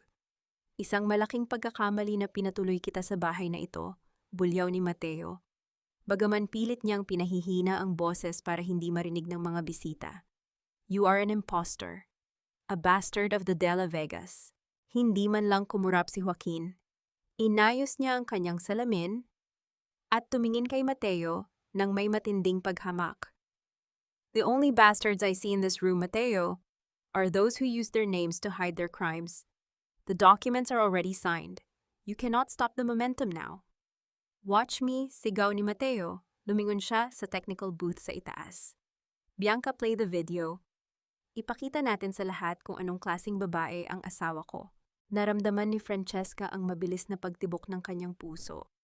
Ito na ang sandali. Inaasahan ni Mateo na ang lalabas sa malaking screen ay ang mga peking retrato ng kanyang pakikipagtagpo sa ibang lalaki, ang ebidensyang gagamitin para tuluyan siyang itapon sa kalsada na walang kahit isang kusing. Dahan-dahang namatay ang mga ilaw sa ballroom. Ang katahimikan ay tila isang mabigat na kumot na bumalot sa lahat. Ang tanging liwanag ay nagmumula sa dambuhalang screen na nakasabit sa gitna ng entablado. Lumitaw ang unang imahe, ngunit hindi ito ang retrato ni Francesca. Ang buong ballroom ay napasinghap. Ang tunog ng pagkabigla ay tila isang sabay-sabay na paghinga ng isang malaking nilalang. Sa screen malinaw na makikita si Mateo na nagsusugal sa isang madilim na silid sa Manila, kasama ang mga tumpok ng pera na pag-aari ng kumpanya ni Francesca. Kasunod nito ay isang video recording mula sa basement ang mga sandali kung saan marahas na tinutulak ni Mateo si Francesca at ang boses ni Bianca na nagpaplano kung paano nila uubusin ang yaman ng kanyang ate. Ano ito? Ipatigil niyo ito. Sigaw ni Doña Consuelo, ang kanyang boses ay naging matinis sa sobrang takot at galit. Mateo, anong ginagawa mo? Ngunit hindi natapos doon. Ang huling bahagi ng video ay ang pinakamapanira ang usapan ni Mateo at Bianca tungkol sa kung paano nila nilinlang ang mga Canadian investors sa pamamagitan ng pag-underestimate sa halaga ng lupa para makakuha sila ng kickback. Sa gitna ng kaguluhan, dahan-dahang humakbang si Francesca patungo sa entablado. Ang liwanag mula sa screen ay tumatama sa kanyang mukha, binibigyang diin ang kanyang malamig na kagandahan. Tumingin siya sa mga bisita sa mga mamamahayag na ngayon ay mabilis nang nagkukuha ng mga larawan at huli ay sa kanyang asawa. "The party is over, Mateo," sabi ni Francesca, ang kanyang boses ay mahina, ngunit umabot sa bawat sulok ng silid dahil sa mikroponong hindi sinasadyang naiwang bukas ni Doña Consuelo. "You wanted a show, here's your show. Ang bawat kasinungalingan mo, ang bawat sampal na ibinigay mo sa akin, ito ang kabayaran." You did this?" Sigaw ni Mateo habang susugurin sana si Francesca, ngunit agad siyang hinarang ng dalawang lalaking nakasuit, mga private security na kinuha ni Joaquin. Sa gitna ng hiyawan at bulungan, isang panibagong tunog ang narinig mula sa labas ng mansyon. Ang tunog ng mga sirena ng pulis na mabilis na papalapit ang kanilang mga asul at pulang ilaw ay tumatama na sa mga bintana ng antigong Din2. Tumingin si Francesca kay Joaquin na ngayon ay nakatayo sa tabi niya. Ang abogado ay tumango ng bahagya. Ang trap ay tuluyan ng nagsara. Ngunit sa gitna ng kanyang munting tagumpay, nakita ni Francesca si Bianca na dahan-dahang umaatras patungo sa likod ng entablado kung saan naroon ang silid ni Angel. Ang mapanirang tingin ni Bianca ay sapat na para magpayelo sa dugo ni Francesca. "Kung mawawala ang lahat sa akin, sisiguraduhin kong wala ka ring matitira, Francesca." Iyon ang sinasabi ng mga mata ni Bianca bago ito tuluyang naglaho sa dilim ng pasilyo. Ang tagumpay ay lasang abo sa bibig ni Francesca nang mapagtanto niyang wala na si Bianca sa bulwagan. Sa gitna ng kaguluhan kung saan ang mga flash ng camera ay tila mga kidlat na tumatama sa gumuhong dangal ni Mateo, tanging ang kaligtasan ni Angel ang umuukit sa isipan ni Francesca. Ang bawat sigaw ng pagkadismaya ng mga bisita at ang malakas na kalansing ng mga posas na inilalapat sa mga kamay ni Mateo ay naging malabo na ingay na lamang sa kanyang pandinig. Angel, ang sigaw na iyon ay nanatiling nakabara sa kanyang lalamunan habang mabilis siyang tumatakbo paakyat ng hagdan. Ang kanyang itim na gown ay humahampas sa kanyang mga binti, tila isang mabigat na pasanin na pilit siyang pinababagal. Sa bawat baitang angkabog ng kanyang puso ay tila isang tambol na nagbababala ng panganib. Nadatnan niya ang pasilyo patungo sa silid ni Angel na madilim at tahimik, isang nakakatakot na katahimikan na salungat sa ingay sa ibaba. Ang pinto ng silid ng bata ay bahagyang nakabukas at mula sa loob, narinig niya ang mahinang hikbi ni Angel at ang matatalim na bulong ni Bianca. "Huwag kang malikot, Angel. Sasama ka kay Tita Bianca. Di ba ayaw mo na sa mama mo dahil iniwan ka na niya sa dilim?" Ang boses ni Bianca ay puno ng lason, isang desperadong pilit na sirain ang huling ugnayan ng mag-ina. Pabalas na binuksan ni Francesca ang pinto. "Bitawan mo ang anak ko, Bianca." Napatigil si Bianca. Nakatayo siya malapit sa bintana, mahigpit ang hawak sa braso ni Angel, na kasalukuyang umiiyak. Ang pulang robe na suot ni Bianca ay tila isang mantsa ng dugo sa gitna ng kulay pastel na silid ng bata. Ang kanyang mukha ay hindi nakakikitaan ng kagandahan. Ang bawat guhit nito ay puno ng puot at pagkatalo. "Bakit ate, bakit kailangang sayo ang lahat? Ang boses ni Bianca ay nanginginig hindi sa takot, kundi sa tindi ng inggit na matagal nang sumusunog sa kanyang pagkatao. Kinuha mo si Mateo, kinuha mo ang bahay na ito, at ngayon kinuha mo rin ang huling pagkakataon kong maging reyna. Kung mawawala ang lahat sa akin, sisiguraduhin kong wala ka ring babalikan. You're sick, Bianca, nasira na ang isip mo sa sobrang inggit. Mahinang sabi ni Francesca habang dahan-dahang lumalapit. The police are already downstairs. Mateo is finished. Doña Consuelo is finished. Don't add kidnapping to your sins. Ibigay mo sa akin si Angel at hahayaan kitang umalis bago kanila maabutan. Liar, you're a liar, Francesca. Sigaw ni Bianca habang lalong hinihigpitan ang hawak kay Angel. Ang bata ay nagsimulang sumigaw sa sakit at takot. Akala mo ba hindi ko alam? You and Joaquin, you planned this for years. Ginawa niyo kaming mga tanga. Sa sandaling iyon, lumitaw si Joaquin sa likuran ni Francesca. Ang kanyang presensya ay tila isang pader ng yelo na nagpatahimik sa silid. Ang kanyang mga mata ay nakapako kay Bianca isang tingin na walang kahit katiting na awa. The police are coming up, Bianca. You have exactly 30 seconds before they enter this room. Malamig na sabi ni Joaquin. Ang bawat segundo na hawak mo ang batang iyan ay dagdag na taon sa kulungan. Is it worth it? Is staying in a cell for 20 years worth your pride? Attorney, please tulungan mo ako. Pagsusumamo ni Bianca ang kanyang desperasyon, ay lumabas nang makita ang lalaking tanging hinangaan niya. Sabi mo ako ang magiging bagong bida rito. Sabi mo karapat-dapat ako. I lied, putol ni Joaquin. Ang bawat salita niya ay tila isang sampal. I needed a pawn inside this house to watch Mateo's every move. You were easy, Bianca. You were greedy, and greedy people are the easiest to manipulate. Now let go of the child. Ang mukha ni Bianca ay tila nadurog sa narinig. Ang huling hibla ng kanyang katinuan ay tila naputol. Sa isang marahas na galaw, itinulak niya si Angel patungo kay Francesca at tinangkang tumalon palabas ng bintana patungo sa balkonahe, ngunit agad siyang nahuli ng mga pulis na pumasok mula sa kabilang pinto. Naging mabilis ang mga pangyayari. Ang tunog ng pakikipagbuno at ang marahas na pagpigil kay Bianca ay naging malabo na lamang para kay Francesca. Ang tanging mahalaga ay ang init ng katawan ni Angel na ngayon ay nakayakap ng mahigpit sa kanya. Mama, sorry po. Sorry po. Iyak ng bata ang kanyang maliliit na kamay ay bumaon sa balikat ni Francesca. Shh! Tahan na Angel, nandito na si Mama. Wala nang mananakit sa iyo. Bulong ni Francesca habang hinahalikan ang buhok ng anak. Ang golden moment na ito ay tila naghuhugas sa lahat ng dumi at sakit na naranasan niya sa loob ng maraming taon. Sa bisig ng kanyang anak, doon lamang niya naramdaman ang tunay na tagumpay. Sa ibaba, narinig ang malakas na boses ni Doña Consuelo na nagsusumamo sa mga pulis. Hindi niyo ako pwedeng hulihin, De La Vega ako. Ang pamilyang ito ang may-ari ng Vigan, ngunit ang kanyang mga salita ay tila nawalan na ng saysay sa harap ng batas. Lumapit si Joaquin kay Francesca. Inabot niya ang isang panyo para punasan ang mga luha ni Francesca. It's over, Francesca. The warrants are being served. The house is officially under the custody of the Canadian firm until the final transfer to your trust fund is completed. You are free. Tumingin si Francesca kay Joaquin. Free? After everything we did, Joaquin, are we really free? Isang malalim na katahimikan ang naghari sa pagitan nila. Ang tanong ni Francesca ay tila isang dangling mystery na hindi kayang sagutin ng anumang batas.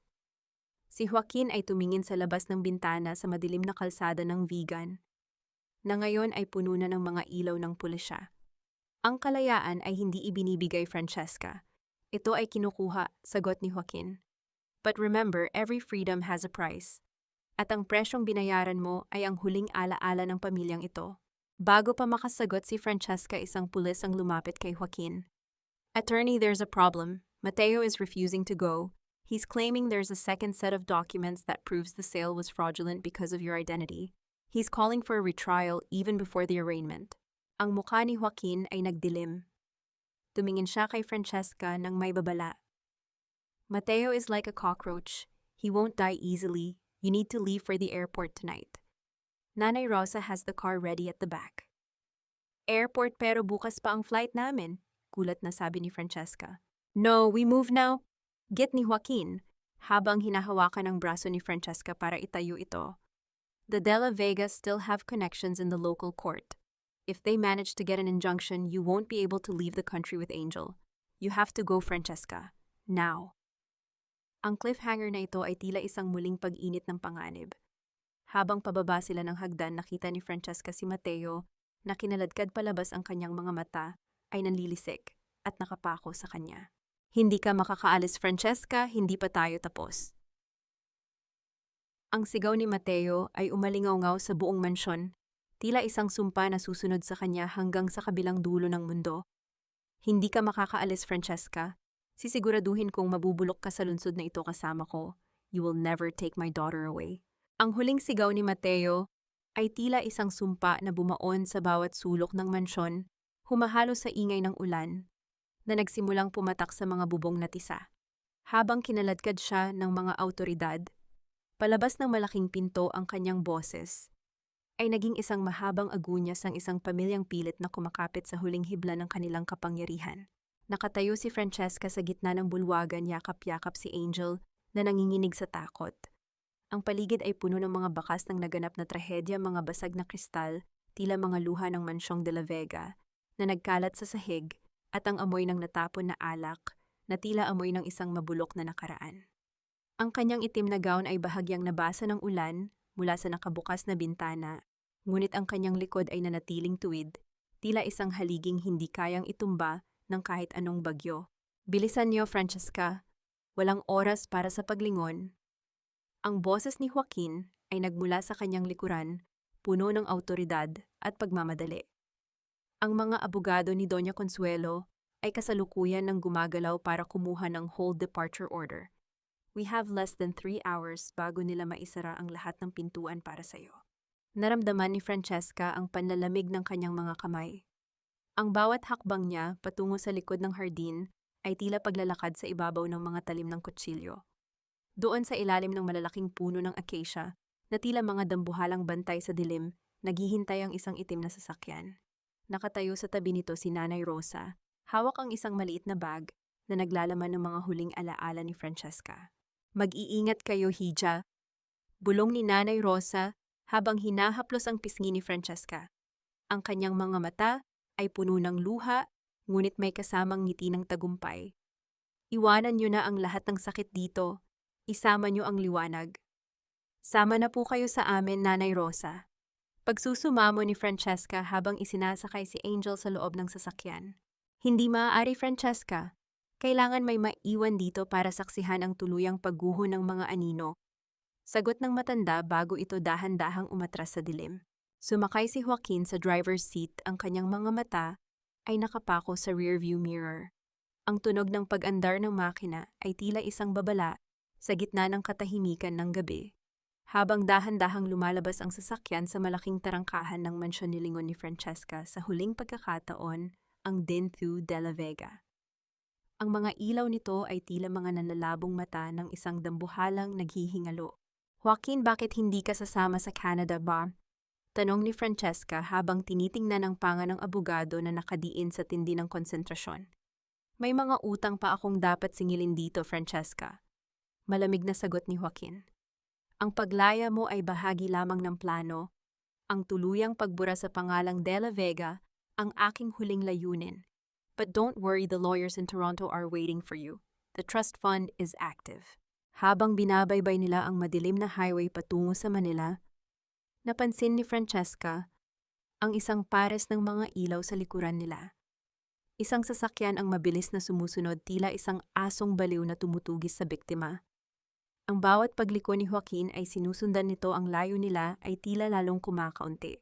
Huwag kang lilingon, Francesca. Yakapin mo lang si Angel pa. Utos ni Joaquin habang lalong binibilisan ang takbo. Ang tunog ng mga gulong sa basang kalsada ay tila isang mabilis na tibok ng puso. Naramdaman ni Francesca ang takot na muling gumagapang sa kanyang sikmura.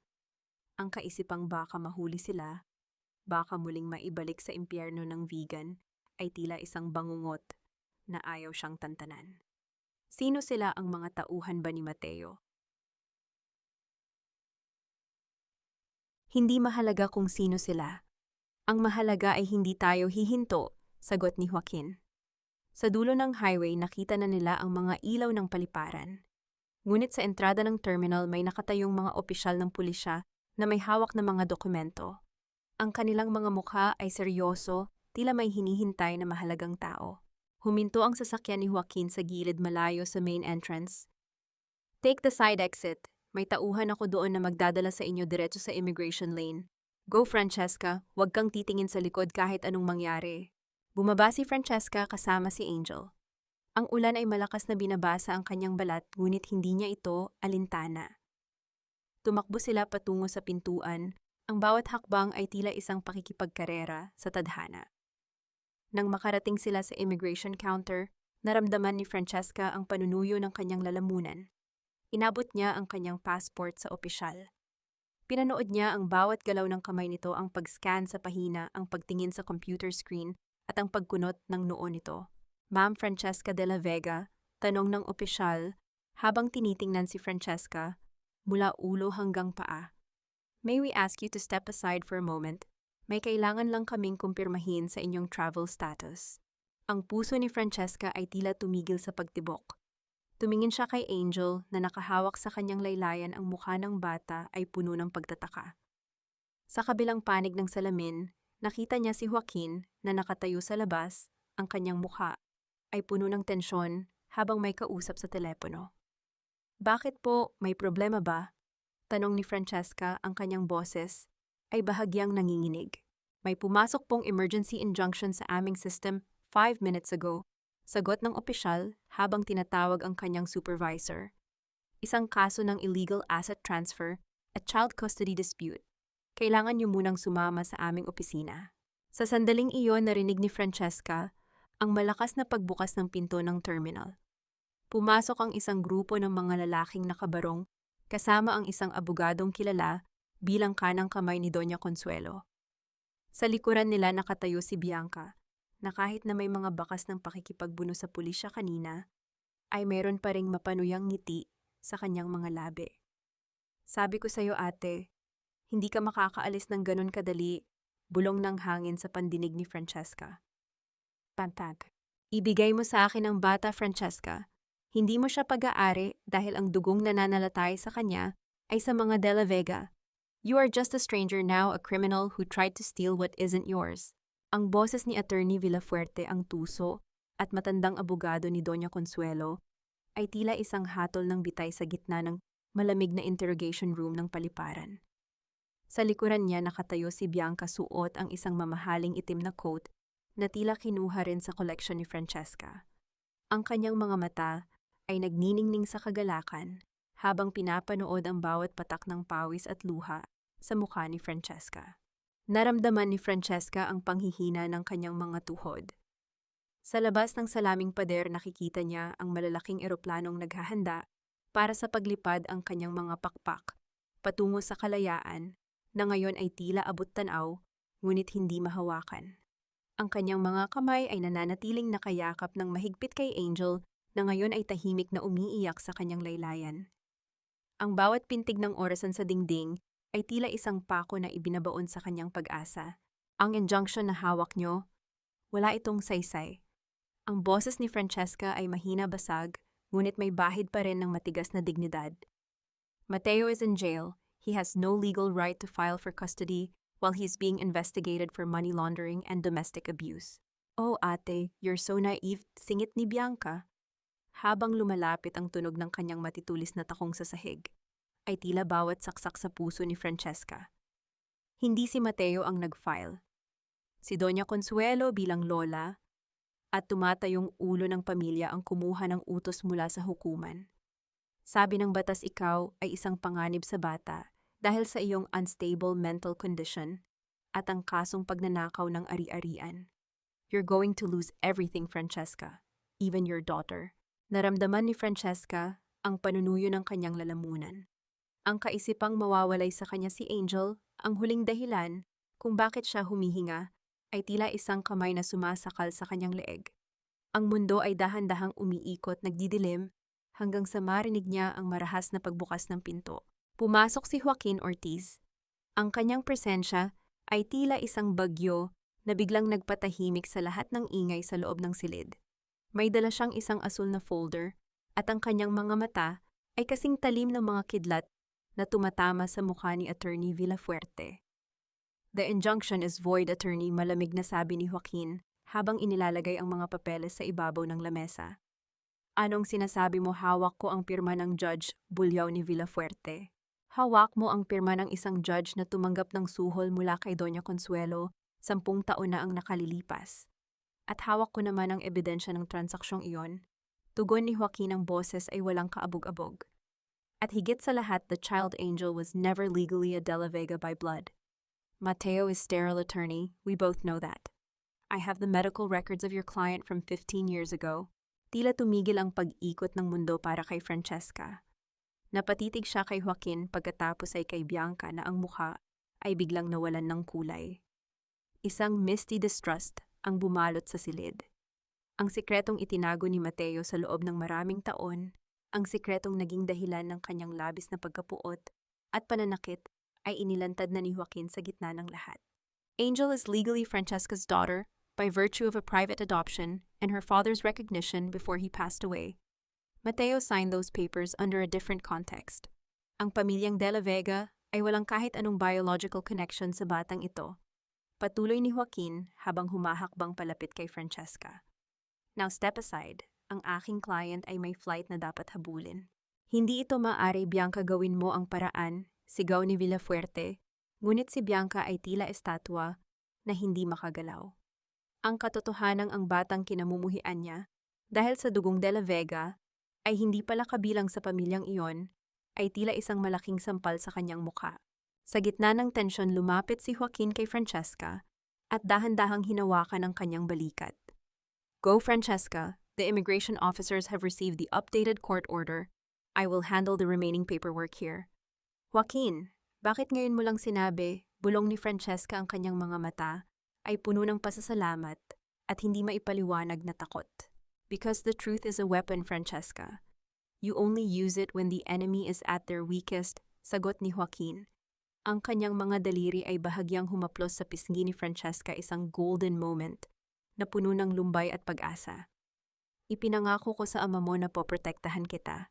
This is my final debt to him." Dahan-dahang tumayo si Francesca.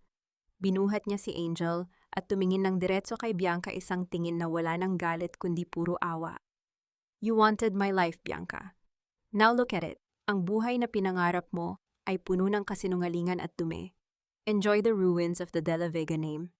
Because from this day on, hindi mo na ako makikita kahit sa iyong mga panaginip."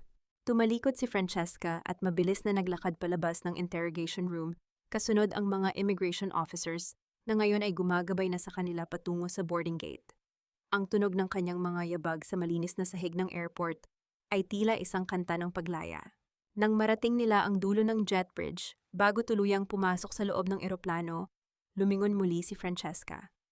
Nakita niya si Joaquin sa malayo nakatayo sa likod ng malaking salamin, nakatanaw sa kanya. Ang kanilang mga mata ay nagtagpo sa huling pagkakataon, isang ugnayang binuo sa gitna ng trahedya, ngunit hinding-hindi malilimutan ng panahon. Pumasok si Francesca sa loob ng eroplano. Nang marinig niya ang tunog ng pagsasara ng mabigat na pinto ng aircraft, doon lamang siya nakahinga ng maluwag. Ang malamig na aircon ng eroplano ay tila nagtatanggal ng init ng impyerno ng vegan. "Mama, saan tayo pupunta?" tanong ni Angel habang isinusuot ang kanyang seatbelt. "Sa lugar kung saan ang mga rosas ay walang tinik, anak," sagot ni Francesca habang nakatingin sa labas ng bintana.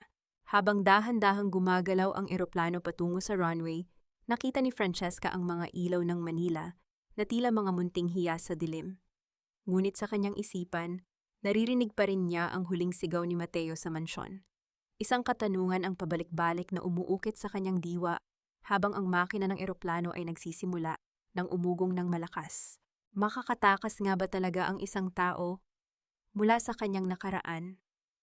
O ang kalayaan ay isa lamang pansamantalang hininga bago ang susunod na unos? Ang eroplano ay mabilis na bumilis, ang puwersa ng pag-angat ay nagpadiin kay Francesca sa kanyang upuan. Sa bawat metrong iniaangat nila sa lupa, ang bigat ng pangalang De La Vega ay tila unti-unting naglalaho sa ilalim ng mga ulap. Yung puting na gumot ng niebe sa labas ng bintana ay tila isang malawak na pahina ng papel na wala pang sulat, isang pagkakataon para sa isang bagong simula.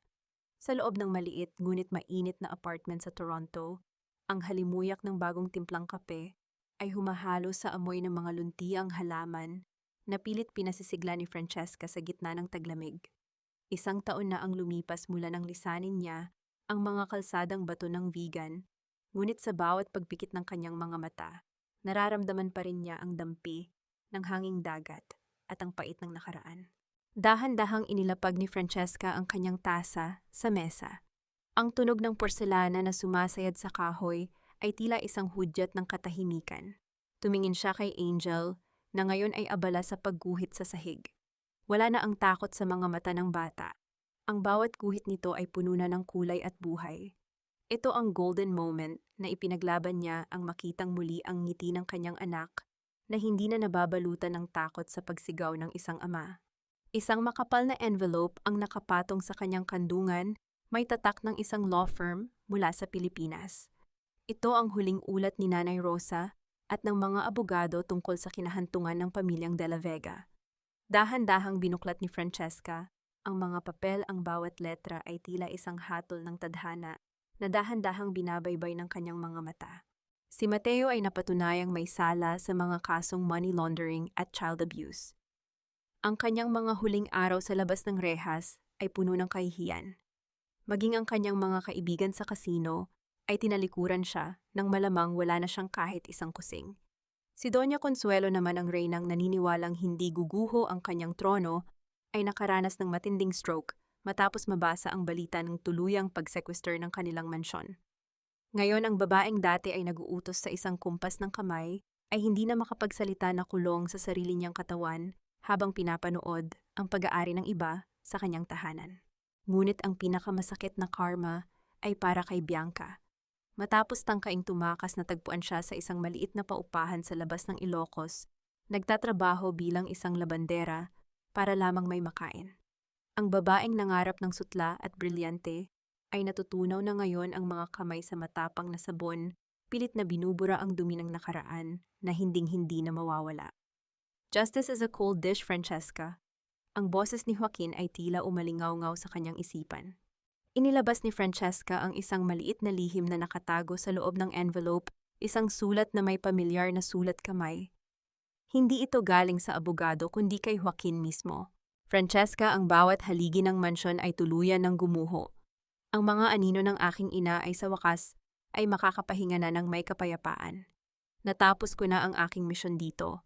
Ang tiwala na inilaan mo sa akin ay ang tanging bagay na hindi ko kayang nakawin.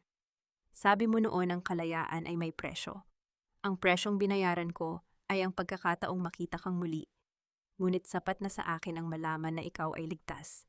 Naramdaman ni Francesca ang pag-init ng kanyang mga mata.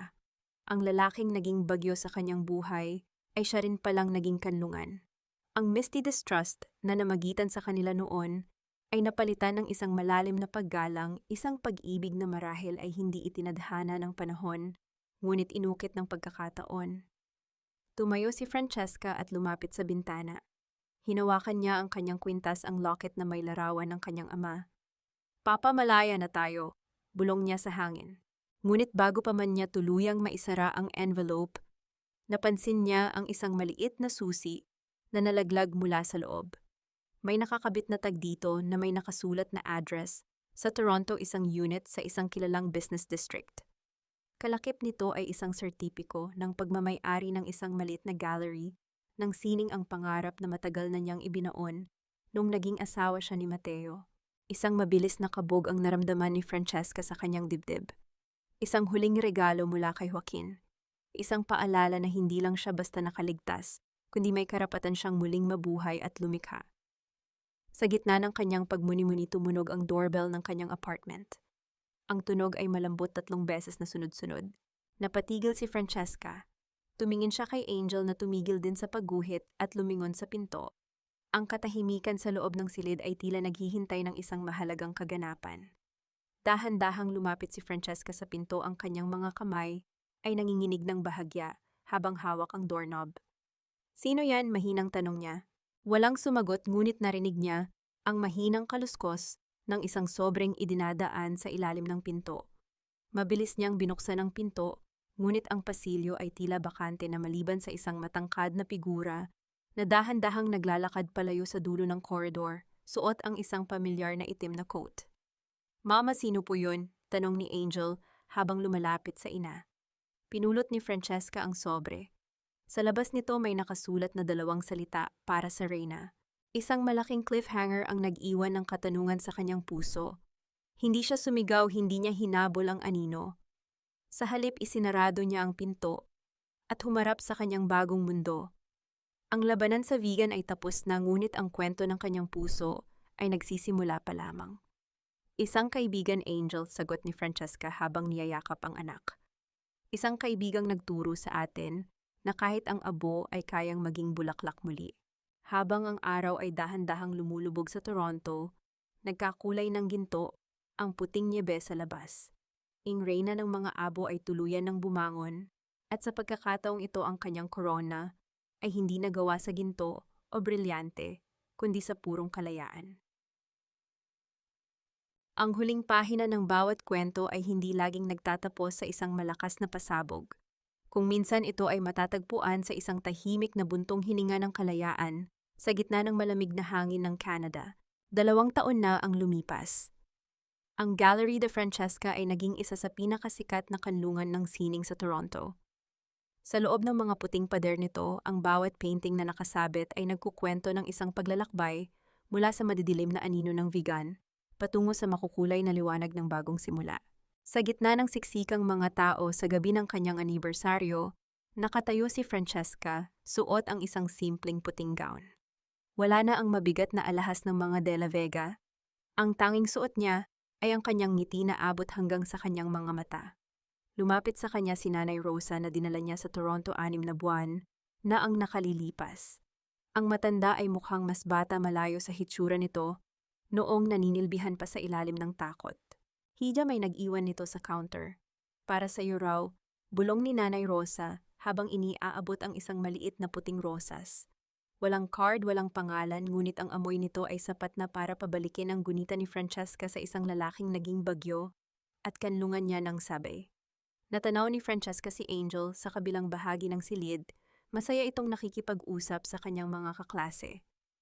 Sa sandaling iyon, nasagot na ang mga tanong na dati ay nagpapagising sa kanya sa hating gabi.